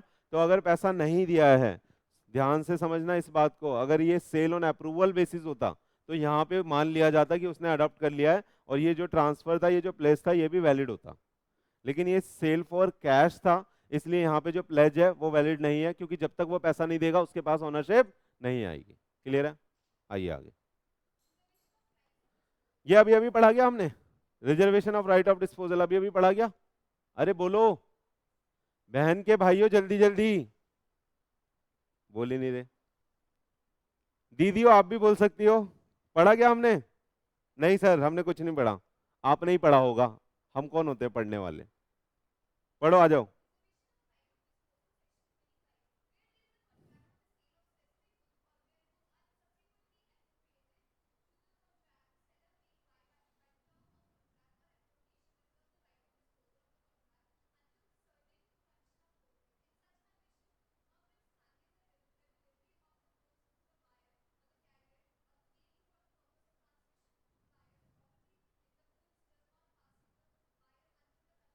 क्या यही बात करी थी हमने?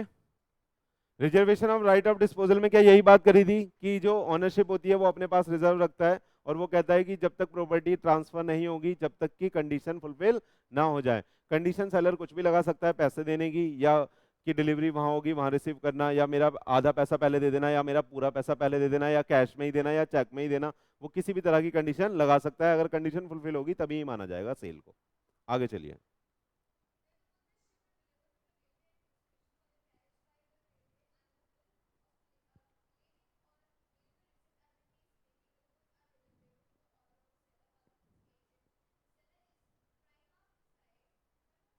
प्राइमा फेसी,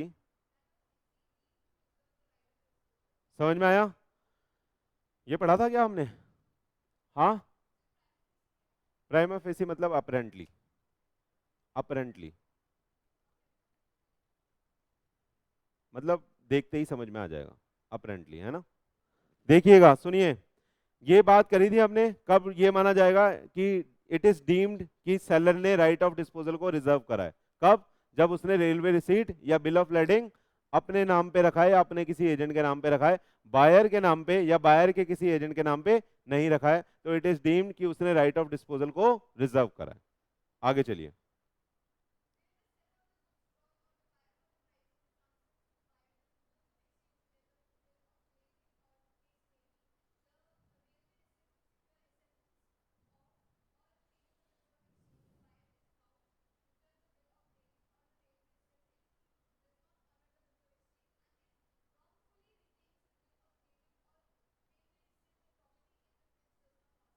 समझ में आया? क्या बिल ऑफ एक्सचेंज की बात करी थी हमने? समझाया था ना आपको, क्या बात करी थी बताओ? सेलर है, सेलर ने अपने बैंक को क्या दे दी, इंस्ट्रक्शन दे दी कि बिल ऑफ लेडिंग या रेलवे रिसीट इसको तब देना जब, और एक मैंने बिल ऑफ एक्सचेंज भी लिख के दिया, और मैंने ये बोला कि इसको तब देना जब वो बिल्स ऑफ एक्सचेंज को ऑनर करा दे, एक्सेप्ट कर ले, पैसा दे दे, तब इसको रेलवे रिसीट या बिल ऑफ लेडिंग देना। वो वाली जो रेलवे रिसीट या बिल ऑफ लेडिंग होगा वो मैं बायर या बायर के एजेंट के नाम पे ही काट के दूंगा, लेकिन वो देनी उसको तब है जब पैसा आ जाएगा। क्लियर है? आगे चलिए। एनालिसिस पार्ट छोड़ दीजिए क्योंकि इससे ही समझ में आ गया, तो एनालिसिस घर पे पढ़ सकते हो। आ रहा है या नहीं आ रहा, बोलो। चले, आइए देखना, बिल ऑफ एक्सचेंज वाले का कोई एग्जांपल है बुक में? कहाँ है? नहीं है। आगे आ जाओ। Risk prima facie passes with the property. तो ये पढ़ाने की जरूरत नहीं है। Risk prima facie passes with the property क्या पढ़ाने की जरूरत है? बोलो। आपको पता है कि रिस्क फॉलो करता है किसको? ऑनरशिप को। जिसके पास ऑनरशिप जाएगी उसके साथ रिस्क भी आएगा। एक स्पाइडरमैन मूवी का एक बहुत बड़ा डायलॉग है जो बोलता है, नई शक्तियों के साथ जिम्मेदारियां भी आती हैं, नई शक्तियों के साथ नई जिम्मेदारियां भी आती हैं। तो जैसे जैसे आप, सुनिए, आप भी तो नई शक्तियां ग्रैब कर रहे हो, लेकिन उसके साथ साथ नई जिम्मेदारियां भी आ रही हैं, वो निभाओगे तभी शक्तियां मिलेंगी, वरना शक्तियां छीन ली जाएंगी। आइए आगे। घर पे पढ़ लोगे क्या ये? बोलो बोलो, पढ़ाने की जरूरत नहीं है यार। आइए। Transfer of title by the non owner, ये नहीं पढ़ा हमने, ये यहां से पढ़ना है डिटेल में। आइए पढ़िए मैडम।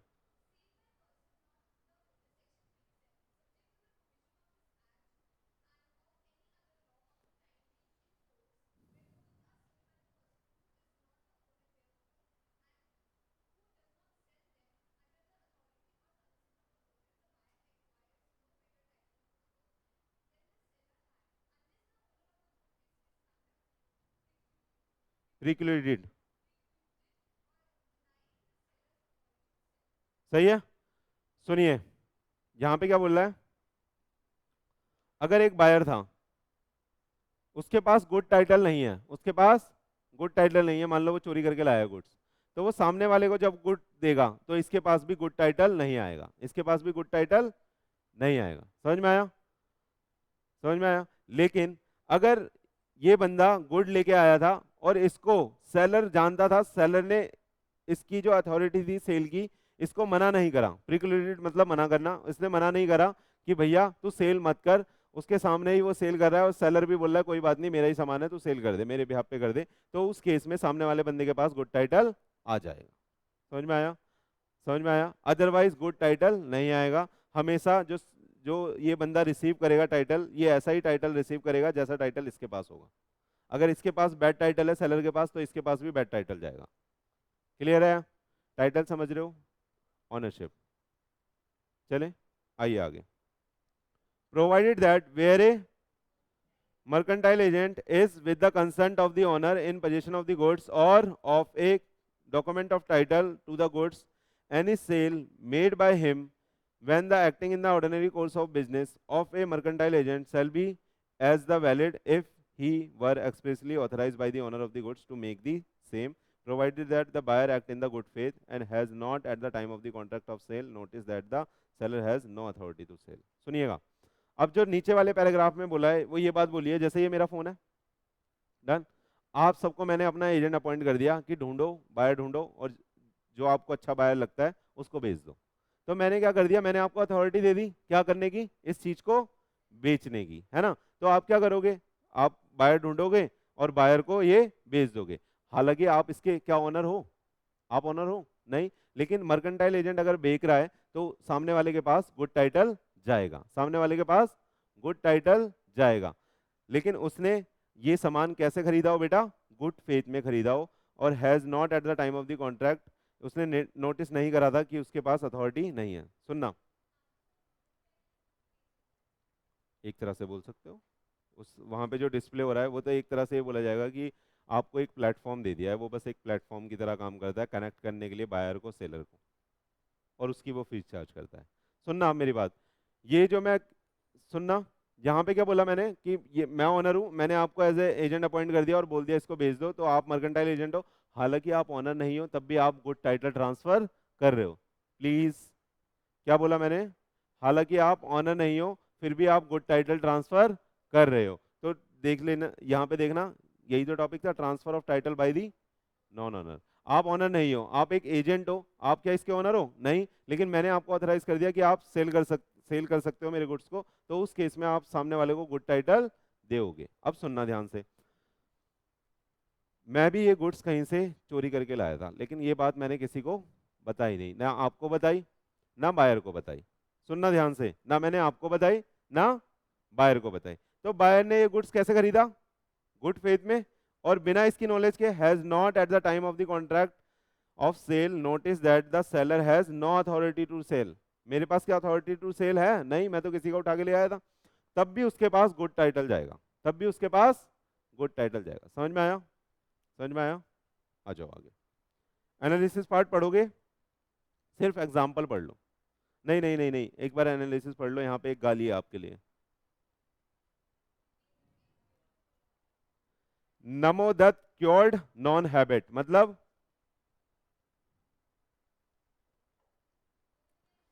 कह रहा है जो आपके पास नहीं है वो आप सामने वाले को नहीं दे सकते। समझ रहे हो कृष्णा जी, कह रहा है जो आपके पास नहीं है वो आप कैसे सामने वाले को दे सकते हो, यानी आप किसी और का सामान लाके सामने वाले को नहीं दे सकते क्योंकि वो आपका नहीं है। समझ में आया, अरे समझ में आया नहीं आया, तो पूरा पढ़ने की जरूरत नहीं है, घर से पढ़ लोगे। एग्जाम्पल के लिए एग्जाम्पल पढ़ ले, यहां से एग्जाम्पल पढ़ ले, यहां से आ जाओ, आ जाओ। कह रहा है ए, इफ ए, मैडम पढ़ो, ध्यान से सब बच्चों को ध्यान से पढ़ना है।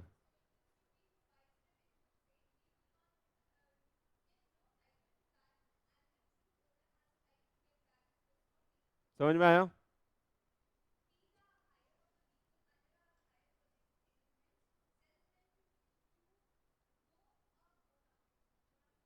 बोनाफाइड,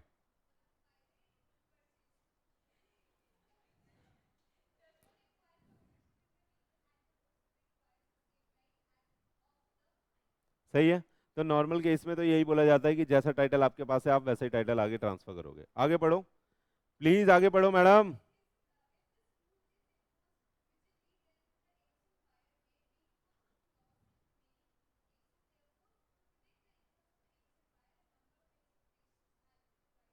सुनना सुनना, अभी तक ऊपर वाले दोनों एग्जाम्पल में आपने क्या देखा, अभी तक ऊपर वाले दोनों एग्जाम्पल में आपने क्या देखा बताओ, कि कि जैसा टाइटल सेलर के पास है वैसा ही टाइटल बायर के पास जा रहा है। लेकिन आप उसके बारे में सोचो जो इनोसेंट बायर है, जिसने आपसे वो गुड खरीदा, जिसने आपसे ये वाला गुड खरीदा, और मैंने ना आपको बताया कि मैं चोरी करके लाया हूं, ना ये बात बायर को पता है। समझ में आ रहा है, तो वो तो बेचारा इनोसेंट बायर है, वो कहां तक जांच पड़ताल करेगा। सही है, तो ऐसे लोगों का जो राइट है वो क्या हो रहा था, डैमेज हो रहा था इस चीज से, और इनोसेंट बायर को दिक्कत हो रही थी, इसलिए यहाँ पे एक्सेप्शन डाली गई। ठीक है, आइए एक्सेप्शन पढ़ते हैं।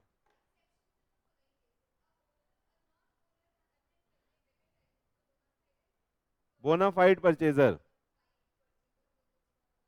पहला, सुन सुन लीजिएगा, बहुत इंपॉर्टेंट टॉपिक है ये।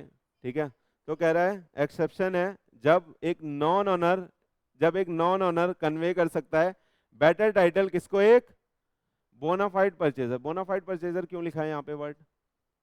इसलिए लिखा है कि उसे भी पता है, वो अवेयर नहीं है इस बात से कि वो माल चोरी का है।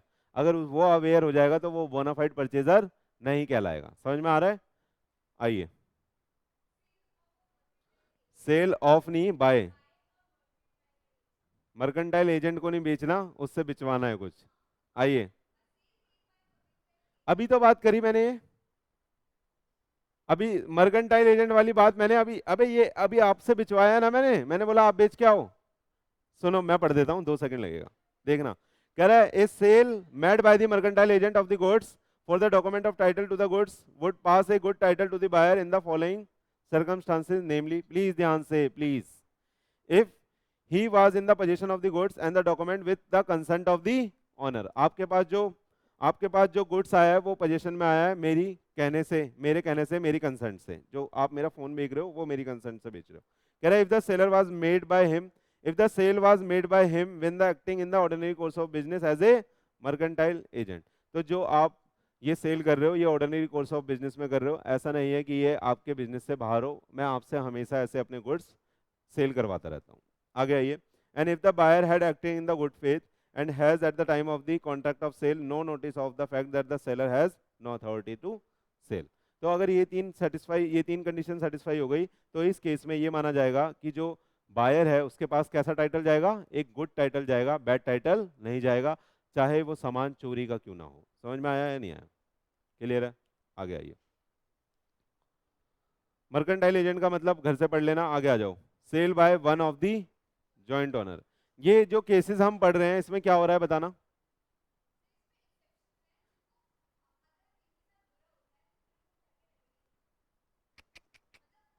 इसमें इस बात की एक्सेप्शन है कि जो टाइटल है, गुड टाइटल ना होते हुए भी सामने के वाले के पास गुड टाइटल जा रहा है।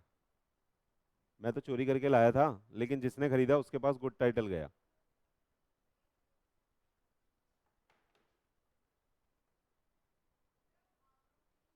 कई बार समझाना मुश्किल होता है कि दिल में क्या है। आइए,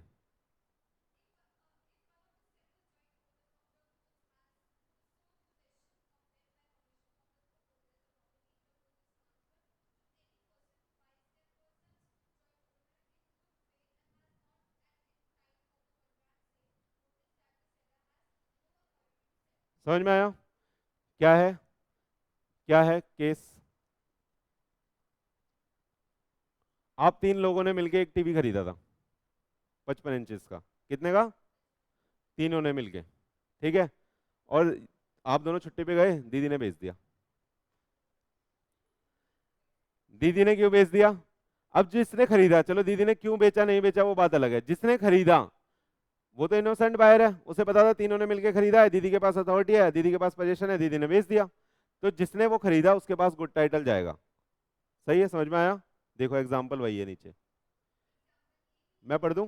ए B and C are the three brother and the joint owner of the TV and the VCR. With the consent of B and C the VCR was kept in the position of A. तो आपने दीदी को use करने के लिए दिया हुआ था।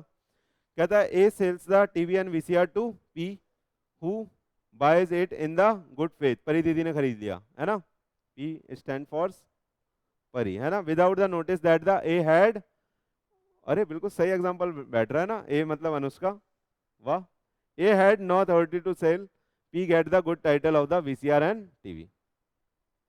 समझ में आया? आइए, ध्यान से समझ लेना, ये सारे केसेस बहुत इंपॉर्टेंट है। जब क्या हो रहा है, एक नॉन ओनर भी गुड टाइटल ट्रांसफर कर रहा है।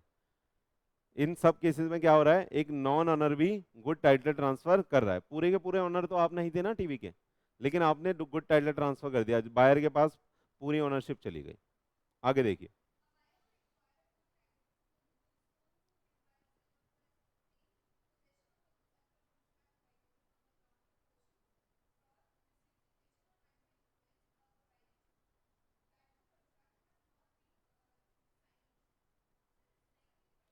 रिसाइंडेड, हाँ, until the sale, until the time of the sale. देख लीजिए, सुन लीजिए, मैं एग्जांपल बना देता हूँ। कशिका दीदी थी, कशिका दीदी से परी दीदी ने एक घर खरीद लिया, उनके कान पे बंदूक रख के,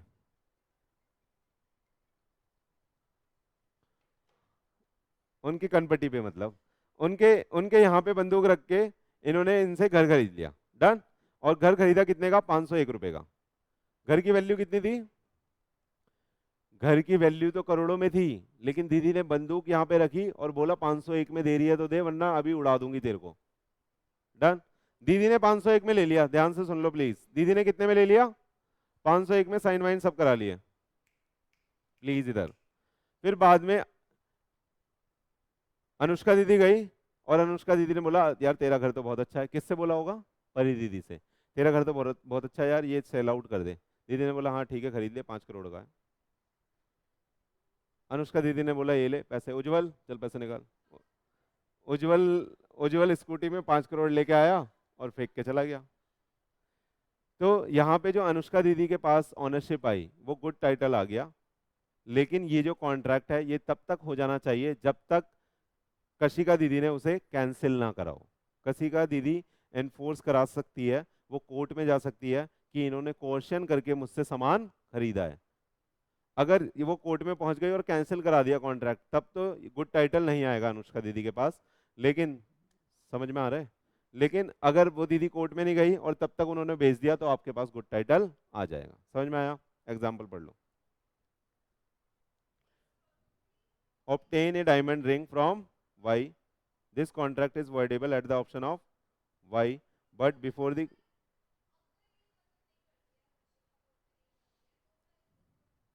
हाँ आप ओनर हो, गुड टाइटल जाएगा आपके पास, आप रियल ओनर माने जाओगे, गुड वुड तो नहीं बन पाओगे। आ जाओ।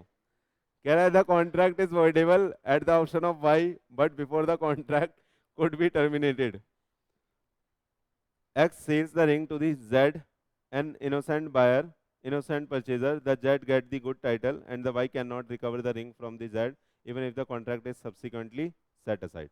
तो बाद में इन दोनों का जो कॉन्ट्रैक्ट है बाद में वो चैलेंज कर सकती है, कॉन्ट्रैक्ट सेट असाइड हो जाएगा।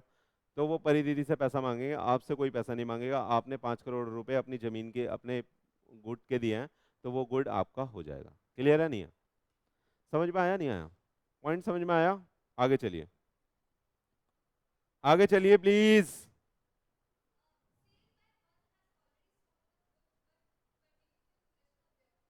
क्या बोला है यहाँ पे?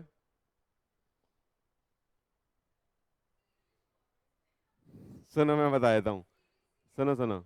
ये आईफोन ये आईफोन था, मैंने इशिका दीदी को भेज दिया, लेके नहीं जा रही, लेकिन पैसे ले लिए इनसे, पैसे ले लिए, ये फोन लेके नहीं जा रही, मैंने इसको भेज दिया, ठीक है। बाद में उधर से मिहिर आता है, बोलता है सर आपका फोन तो अच्छा लग रहा है, सर मेरे को दे दो। मैंने बोला हाँ ले ले भाई, 1 लाख रुपए दे दे। कह रहा हाँ ठीक है सर ले लो। मैंने इससे 1 लाख दे दिया, इसको भेज दिया। हालांकि मैंने ये इनको पहले से बेचा हुआ था, हालांकि मैंने ये पहले से बेचा हुआ था। तो अगर वो गुड फेथ में मेरे को पैसे दे के गया है और सामान लेके गया है तो उसके पास गुड टाइटल जाएगा, वो ट्रू ऑनर इसका माना जाएगा। क्लियर है?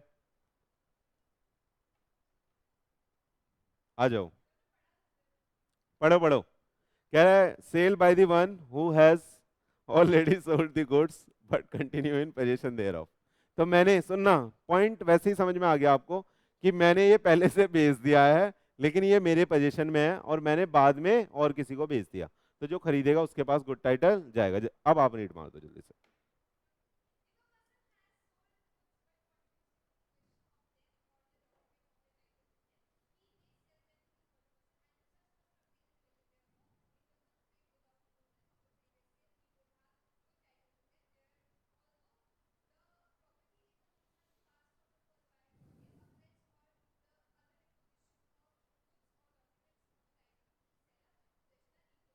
समझ में आया? समझ में आया? एग्जाम्पल पढ़ लो।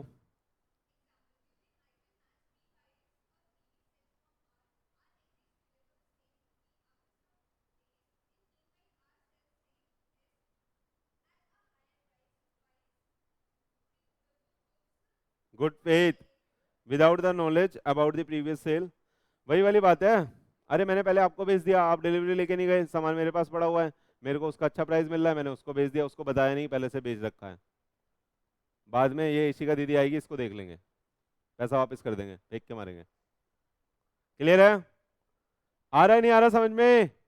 आगे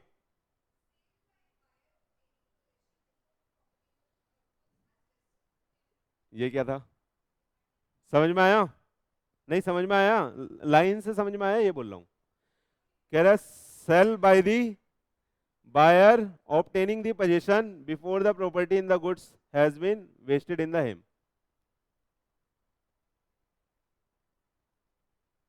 मैं बताता हूं, इस बार उल्टा हुआ है। दीदी आई, मैंने दीदी को बोल दिया ले पहले चला के देख ले, बाद में पैसे दे दियो, खरीद बाद में लियो, अभी चला के देख ले। दीदी ने लिया, तुरंत बेच दिया और किसी को। अभी ओनरशिप ट्रांसफर हुई थी क्या? नहीं, लेकिन इन्होंने तो बेच दिया और किसी को। और सामने वाले बंदे ने कैसे खरीद लिया? गुड फेथ में खरीद लिया, तो उसके पास गुड टाइटल जाएगा। समझ में आया? देखो अब पढ़ के देखो लाइन, अब पढ़ के देखो line madam. Good English bad English हो जाएगी, एक बार पढ़ के देखो, अब इजी हो जाएगी। समझ में आया? समझ में आया नहीं आया? एक बार अब रीड मार दो दीदी फटाफट।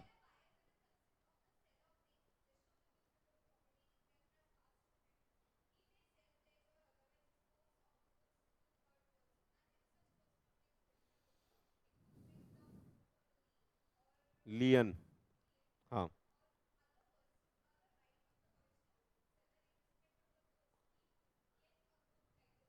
लेकिन ये बात ध्यान रखना, इन सभी केसेस में जो परचेजर है वो बोनाफाइड होना चाहिए, यानी उसको इन सब घपले के बारे में कुछ पता नहीं था, यानी उसको ये बात पहले से पता नहीं थी कि ये ऑनर नहीं है। और मेरे वाले केस में भी ये बात पता नहीं थी महीर को कि मैंने इसको पहले से बेचा हुआ है। समझ में आ रहा है? तो परचेजर मेरा इनोसेंट है, उसको कुछ नहीं पता। आइए पढ़ो मैडम, हाउएवर तो पढ़ो यार।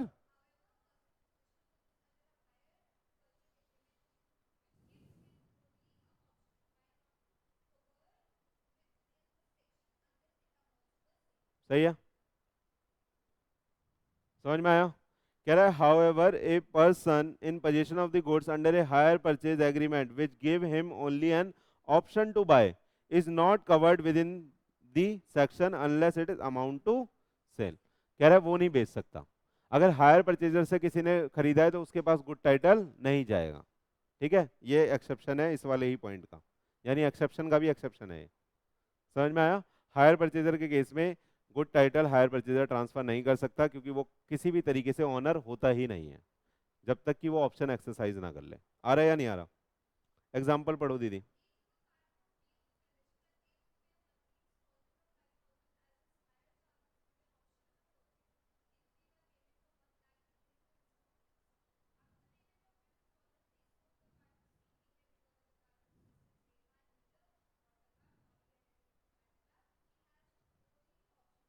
सही है, तो यहाँ पे गुड टाइटल नहीं जाएगा, जो ट्रू ओनर है वो वहां से वापस मंगा सकता है, कह सकता है कि भैया ये तो सेल ही नहीं हुई क्योंकि मैंने तो हायर पे दिया था, ये बेच नहीं सकता हमको।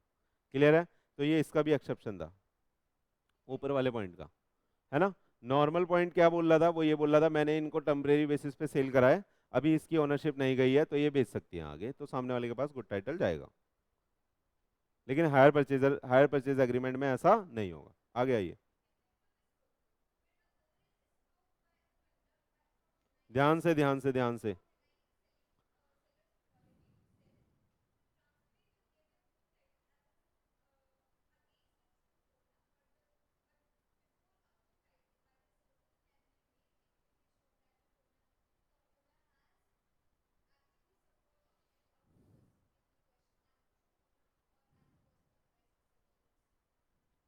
समझ में आया? अभी ये बच्चे के बर्ड्स पीछे रखे थे, अनुष्का दीदी ने बर्ड्स उठाए, अनुष्का दीदी को पता है उज्जवल के हैं, उज्जवल को भी पता है कि अनुष्का दीदी के हाथ में है। ठीक है, वो देख रहा है, और अनुष्का दीदी क्या बोल रही है परी को? ले मैडम तू ले जा, 500 रुपये दे। क्या बोल रही है अनुष्का? परी बहन ले तू ले जा, 500 रुपये दे। और ये बैठा बैठा देख रहा है, कह रहा हाँ ठीक है भेज दे भेज दे। ये क्या कह रहा है? उज्जवल क्या कह रहा है? हाँ ठीक है भेज दे कोई दिक्कत नहीं है। तो यहाँ पे क्या हो रहा है? ये क्या कर रहा है? स्टॉपेल कर रहा है, यानी ये आपको डिनाई नहीं कर रहा है, ये आपको एक ये आपको एक तरह से एक्नॉलेज कर रहा है कि कोई बात नहीं भेज दे। समझ में आया? तो जो परी दीदी के पास वो बर्ड्स जाएंगे वो गुड टाइटल उसका रिसीव कर लेगी, वो ट्रू ऑनर उसकी मानी जाएगी। उज्जवल फिर वापस से उनको रिकवर नहीं कर सकता। समझ में आया? क्लियर है? एग्जाम्पल पढ़ लो।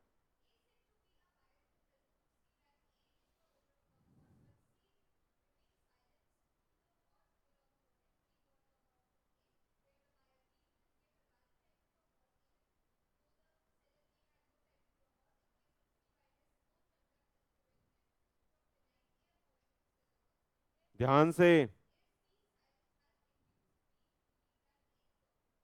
यही तो हुआ अभी। बर्ड्स के केस में भी तो यही हुआ, उसने किससे खरीदे? आपसे, ये सोचते हुए कि आप ऑनर हो, लेकिन ये ऑनर था, इसको दिख रहा है कि आप बेच रही हो इसके सामने, तो ये आपको एक तरह से कंडक्ट में अथॉरिटी दे दे रहा है आपको, और वो मना नहीं कर रहा। ठीक है, तो इसका मतलब वो बिलीव करवा रहा है कि आप ही ऑनर हो। डन, तो बाद में वो मना नहीं कर सकता। आ रहा है नहीं आ रहा? आगे चलिए। अनपेड सेलर कौन होता है? अभी पढ़ाऊंगा, अगली यूनिट है, थोड़ा सा बता देता हूँ। अनपेड सेलर के नाम से ही अगली यूनिट है, देखो आप, जो फोर्थ यूनिट है। अनपेड सेलर का मतलब वो होता है कि ऐसा बंदा जिसने सामान तो बेच दिया, जिसने सामान तो बेच दिया, लेकिन अभी उसका पैसा उसको नहीं मिला है। मैंने ये सामान था, ये आपको बेच दिया, और आपने अभी इसका पैसा नहीं चुकाया है, तो मैं कैसा सेलर हो गया?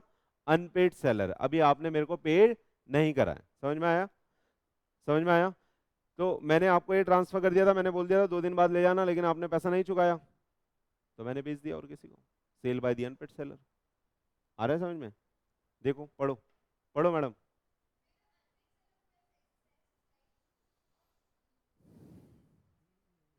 लियन।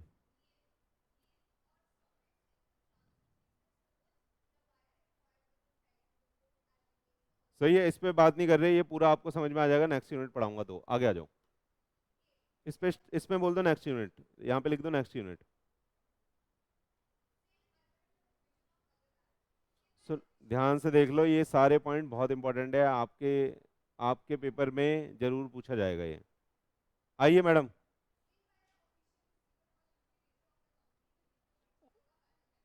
सही है, कह रहा है, देखो इधर देखो, कह रहा है sale under the provision of the other act, यानी किसी एक्ट के प्रोविजन के तहत सेल करी है, हालांकि वो बंदा ऑनर नहीं है, तब भी जो उससे खरीद रहा है वो क्या करेगा? एक्वायर करेगा गुड टाइटल।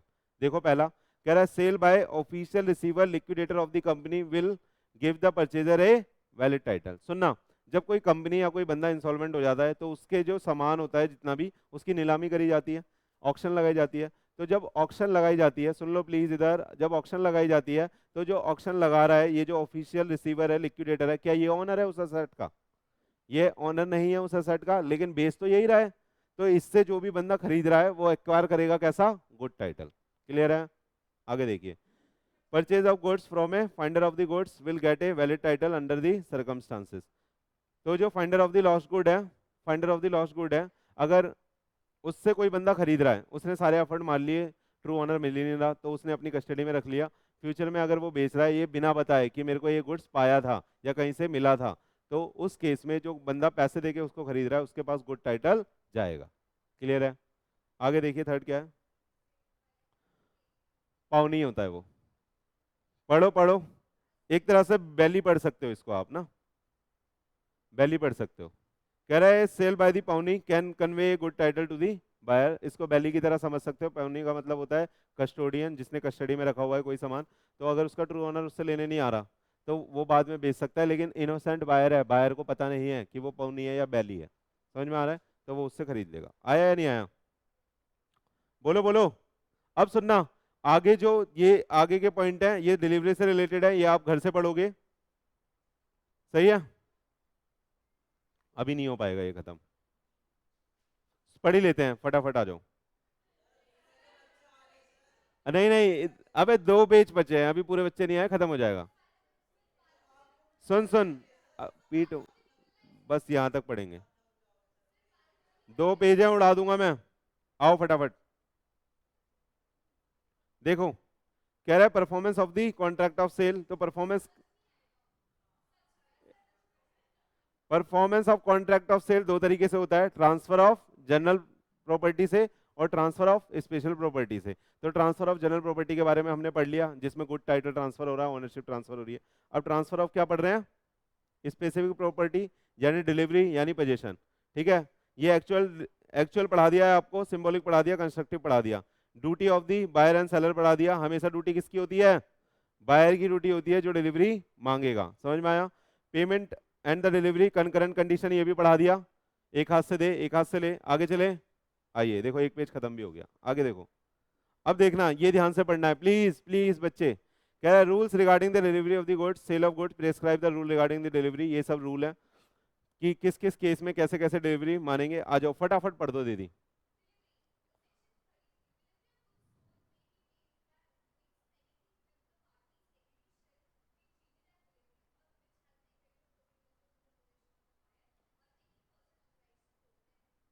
सही है, तो उसे डिलीवरी मान लेंगे। जैसे मैंने रेलवे रिसीट बायर के नाम पे काट दी तो उसे डिलीवरी मान लिया जाएगा। कुछ भी ऐसा करना जिससे जो गुड्स है उसका पोजीशन बायर के पास पहुंच जाएगा, उसको हम क्या बोल रहे हैं, डिलीवरी बोल रहे हैं। आगे आइए, पार्ट डिलीवरी के बारे में मैंने पढ़ाया आपको, दो केसेस पढ़ाए। पहला, जब पार्ट डिलीवरी कैसे कंसिडर करी जा रही है, एज ए होल, और जब part delivery as a whole नहीं ट्रीट करी जा रही है। एज ए होल कब ट्रीट करी जाती है, जब मैंने एक छोटा सा सामान पकड़ा दिया और बोल दिया बाकी भी उठा लेना शाम तक। तो पार्ट डिलीवरी को कैसे ट्रीट कर रहे हो, एज ए होल। और मैंने बोला कि अभी पूरा सामान नहीं है, 100 में से 75 और किसी के हैं, 25 आपके हैं, तो यहाँ पे मैंने पार्ट डिलीवरी करी है, तो उसे एज ए होल नहीं मानेंगे। तो दो तरीके से उसकी इंटरप्रिटेशन लेनी है और समझना है। रीड मारो मैडम।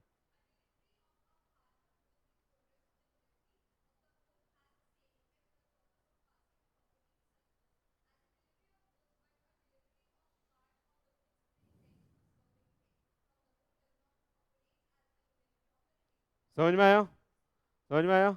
आगे आ जाइए, छोड़ दो, आगे आ जाओ। पढ़ दिया, प्लेस ऑफ डिलीवरी पढ़ा हमने। रीड मार दो, नहीं घर से पढ़ना, घर से पढ़ना। टाइम क्या था, टाइम क्या था बताओ। या तो फिक्स करोगे कॉन्ट्रैक्ट में, और नहीं फिक्स करा तो गब्बर बताएगा। नहीं, नॉर्मली तो या तो गब्बर बताएगा, और अगर फिक्स नहीं करा तो रीजनेबल। आगे आ जाओ,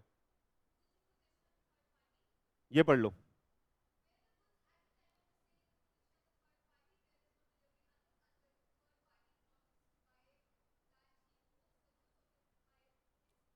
On his behalf, provided that nothing in this section shall affect the operation of the issue or transfer of document of title to the goods। कह रहा है भैया सुनना, आप सेलर थे और दूसरा बंदा बायर था, और यहाँ पे एक तीसरा मान लो वेयर हाउस कीपर था, वहाँ पे आपका सामान रखा हुआ था। डन, आपने सामान भेज दिया इसको, तो डिलीवरी तब तक नहीं मानी जाएगी तब तक आप इसको बताना दो कि आप इसने, अब गुड्स पहले एक्स के बिहाफ पे था, आप इसको ये ना बता दो कि भैया अब तू इसको वाई के बिहाफ पे होल्ड कर। समझ में आया, समझ में आया। आगे चलो, रीजनेबल आवर है।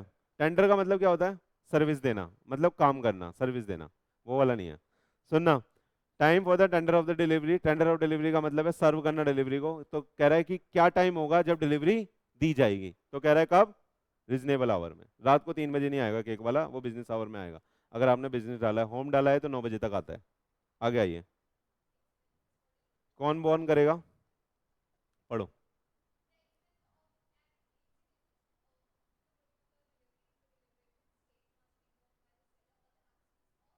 इन the absence of the contract to the contrary. कह रहा है अगर कॉन्ट्रैक्ट में कुछ भी नहीं लिखा तो डिलीवरी का जो भी खर्चा है वो सेलर बोन करेगा। सही है, समझ में आया। आगे आइए, delivery of the wrong quantity. भैया आपने बोले थे 10 किलो 10 किलो आलू पहुंचा देना, पटेटो पहुंचा देना, मैंने आपके पास 100 किलो पहुंचा दिया, क्या होगा, पैसे भी मांगूंगा, क्या होगा। या तो आप पूरा का पूरा वापस लौटाओगे, या आप बोलोगे 10 में निकाल के रख रहा हूँ वापस बाकी वापस ले जा। यही लिखा है यहाँ पे, पढ़ लो। Where the seller deliver to the buyer a quantity of the goods less than he contracted to sell, the buyer may reject them, but if the buyer accept the goods so deliver, he shall pay for them at the contract rate। दीदी ने बोला कि sir रख लेंगे तो आपको पैसा चुकाना पड़ेगा अगर रखोगे तो, कॉन्ट्रैक्ट प्राइस के हिसाब से। अब देखो, where the seller deliver to the buyer a quantity of the goods larger than he contract to sell, the buyer may accept the goods included in the contract or reject the rest। तो 10 kilo रख के 90 kilo लौटा दोगे। आगे आइए, और ही में reject, पूरा का पूरा भी रिजेक्ट कर सकते हो। सही है, तो आपके पास बायर के पास ऑप्शन है, या तो पूरा रिजेक्ट कर दो 10 रख के, बाकी रिजेक्ट कर दो। कह रहा है if the buyer accept the whole of the goods so deliver he shall pay them at the contract price. और अगर पूरा का पूरा दीदी की तरह आप हुए, आपने बोला सर पूरा का पूरा रख लेंगे, तो भैया पैसा देना पड़ेगा। एनालिसिस, आगे बढ़ो। कह रहा है where the seller deliver to the buyer the goods he contracted to sell the mixed with the goods of a different description not included in the contract. कुछ ऐसा भेज दिया जो आपने कॉन्ट्रैक्ट में फिक्स नहीं करा था, उसके साथ मिक्स करके भेज दिया। तो कह रहा है the buyer may accept the goods which are in accordance with the contract and reject or may reject the whole. सुनना, हमने बर्गर मंगाए थे उज्जवल से कुछ दिनों पहले, याद है आपको? उसने बर्गर के साथ साथ फ्रेंच फ्राइज भी दे दिए। क्या दे दिए? फ्रेंच फ्राइज भी दे दिए, हालांकि हमने बोला नहीं था। सुनो प्लीज, हालांकि हमने उसको बोला नहीं था। तो अब हमारे ऊपर है, या तो आप पूरा का पूरा एक्सेप्ट कर लो, पूरा एक्सेप्ट करोगे तो सबके पैसे देने पड़ेंगे, या तो बर्गर सिर्फ एक्सेप्ट कर लो, या पूरा का पूरा रिजेक्ट कर दो। तूने हमारे बर्गर के साथ फ्रेंच फ्राइज कैसे मिक्स कर दिया, उसमें उसकी खुशबू आ गई, हम ना ले रहे अब। समझ में आया? आगे चलो।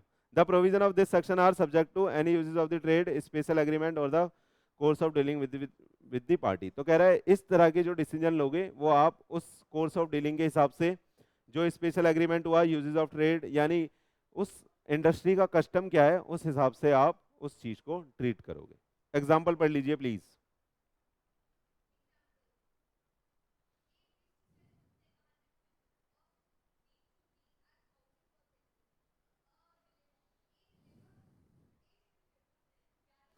भैया 100 का ऑर्डर था, 1100 भेज दिए, बी में रिजेक्ट द होल और एक्सेप्ट 100,000 क्विंटल और रिजेक्ट द, यहाँ पे 100 आएगा, ये गलती कर रखी है इन्होंने, 100 आएगा यहाँ पे, ठीक है, और accept the whole lot and pay for the them at the contract price. समझ में आया? इंस्टॉलमेंट डिलीवरी पढ़ लो जल्दी जल्दी।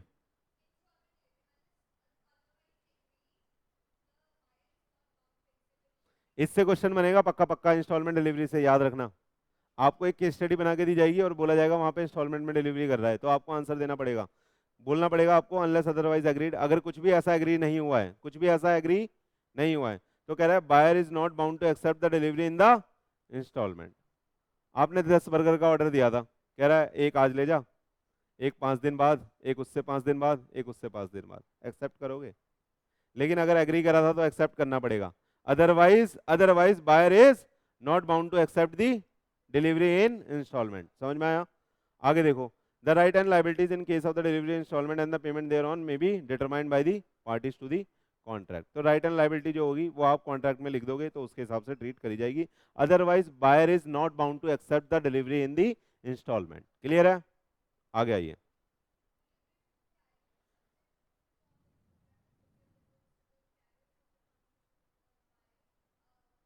अगर आपने किसी गुड्स कैरेजेस कंपनी को डिलीवरी पकड़ा दी है, अरे आपने आजकल पोर्टर का नाम सुना होगा, पोर्टर का नाम नहीं सुना? पोर्टर ऐप आती है, आपको कोई सामान किसी के पास आपको नहीं आता? आपको कोई सामान किसी अपने मन चाहे पसंदीदा इंसान तक पहुंचाना है तो आप पोर्टर का यूज कर सकते हो। पोर्टर ऐप है जिससे आप कुछ भी सामान उसको दे दो वो वहां पे दे आएगा। क्लियर है? तो सुन लेना प्लीज। आपने आपने अगर किसी गुड्स कैरेजेस कंपनी को कोई सामान दे दिया है तो ये माना जाएगा कि वो डिलीवरी आपने किसको कर दी है? बायर को कर दिया, अनलेस एंड अनटिल कि आपने राइट ऑफ डिस्पोजल रिजर्व करा हो तो नहीं माना जाएगा। समझ में आया? अगर राइट ऑफ डिस्पोजल रिजर्व करा है तो उस केस में नहीं माना जाएगा, अदरवाइज ये माना जाएगा कि डिलीवरी किसको हो गई है? बायर को हो गई है। अगर करियर वाले को पकड़ा दिया, आपके हाथ से तो चला गया ना माल, आपके हाथ से चला गया ना, तो ये मान लिया जाएगा बायर पे पहुंच गया, डिलीवरी हो गई। आगे पढ़ो। डेटोरिएशन बोले तो खराब हो जाना है ना, पढ़ो ध्यान से, ये भी इंपॉर्टेंट है। डेटोरिएशन ड्यूरिंग द ट्रांजिट, पढ़ो जल्दी।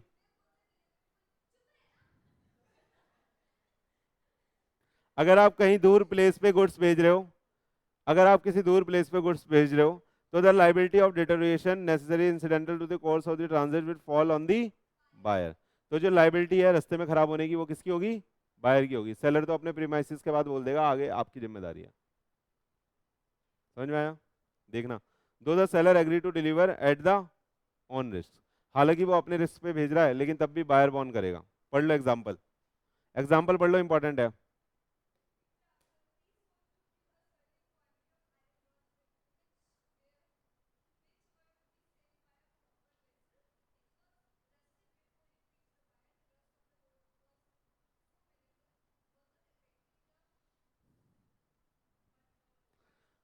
मर्केंटेबल क्वालिटी,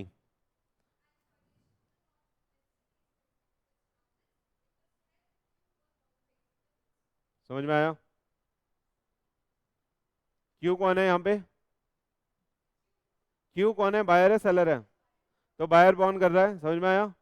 सेलर का कोई भी नेग्लिजेंट नहीं था, सेलर की वजह से ऐसा कुछ नहीं हो रहा था, उसने आयरन की रॉड मंगाई थी, उसमें थोड़ा सा जंग लग गया, हालांकि वो उससे मेजर डेटोरिएट नहीं हुआ गुड्स, तो उस केस में बायर को बॉर्न करना पड़ेगा जो भी लॉस हुआ है।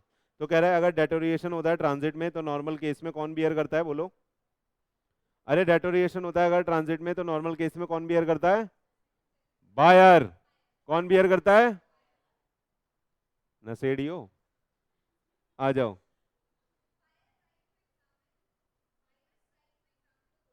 क्या बायर को राइट मिलना चाहिए गुड्स को एग्जामिन करने का? उज्जवल से हमने कौन से बर्गर मंगाए थे बचपन में, मैकडी वाले, ये लाया कौन सा था? तो क्या हमारा राइट बनता है हम चेक करें? पढ़ लो।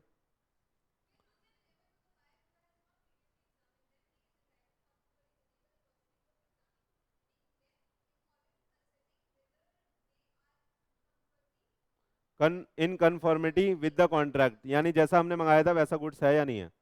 Unless otherwise agreed the seller is bound on the request to afford the buyer a reasonable opportunity for examine the goods. तो अगर कुछ भी कॉन्ट्रैक्ट में नहीं लिखा है तो सेलर को भैया एग्जामिन करने देना होगा। आप भी कुछ भी सामान जब खरीदने जाते हो तो आप किसी भी मॉल में घुस जाओ या शोरूम में घुस जाओ, वो बोलेगा कि भैया चेक कर लो, अच्छे से चेक कर लो, जो भी देखना है देख लो। गाना वो सुना के भी सुना दिखाता है आपको, टीवी लेने जाते हो बढ़िया बढ़िया गाने सुनाता है, बड़ी बड़ी डिस्प्ले पे, मज़ा आता है ना। अब म्यूजिक सिस्टम लेने जाते हो तो वो गाना बहुत तेज करके भी सुना देता है। तो वो एग्जामिन ही तो करवा रहा है आपको कि कैसा चल रहा है नहीं चल रहा। आगे आ जाओ।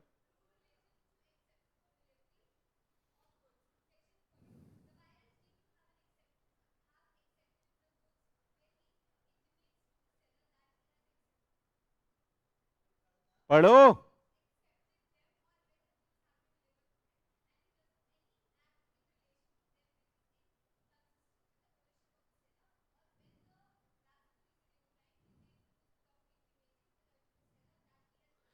अगर उसने रिजेक्ट नहीं करा और गुड्स के साथ जो मर्जी करा, बस रिजेक्ट नहीं करा, तो ये मान लिया जाएगा उसने एक्सेप्ट कर लिया। समझ में आया? समझ में आया? एनालिसिस घर पे पढ़ लेना, आज के लिए इतना ही था, ये चैप्टर हमारा खत्म हो गया। ठीक है, अच्छे से पढ़ लेना घर पे पूरा का पूरा चैप्टर, दोबारा से बुक से पढ़ोगे तभी समझ में आएगा आपको। Bye bye.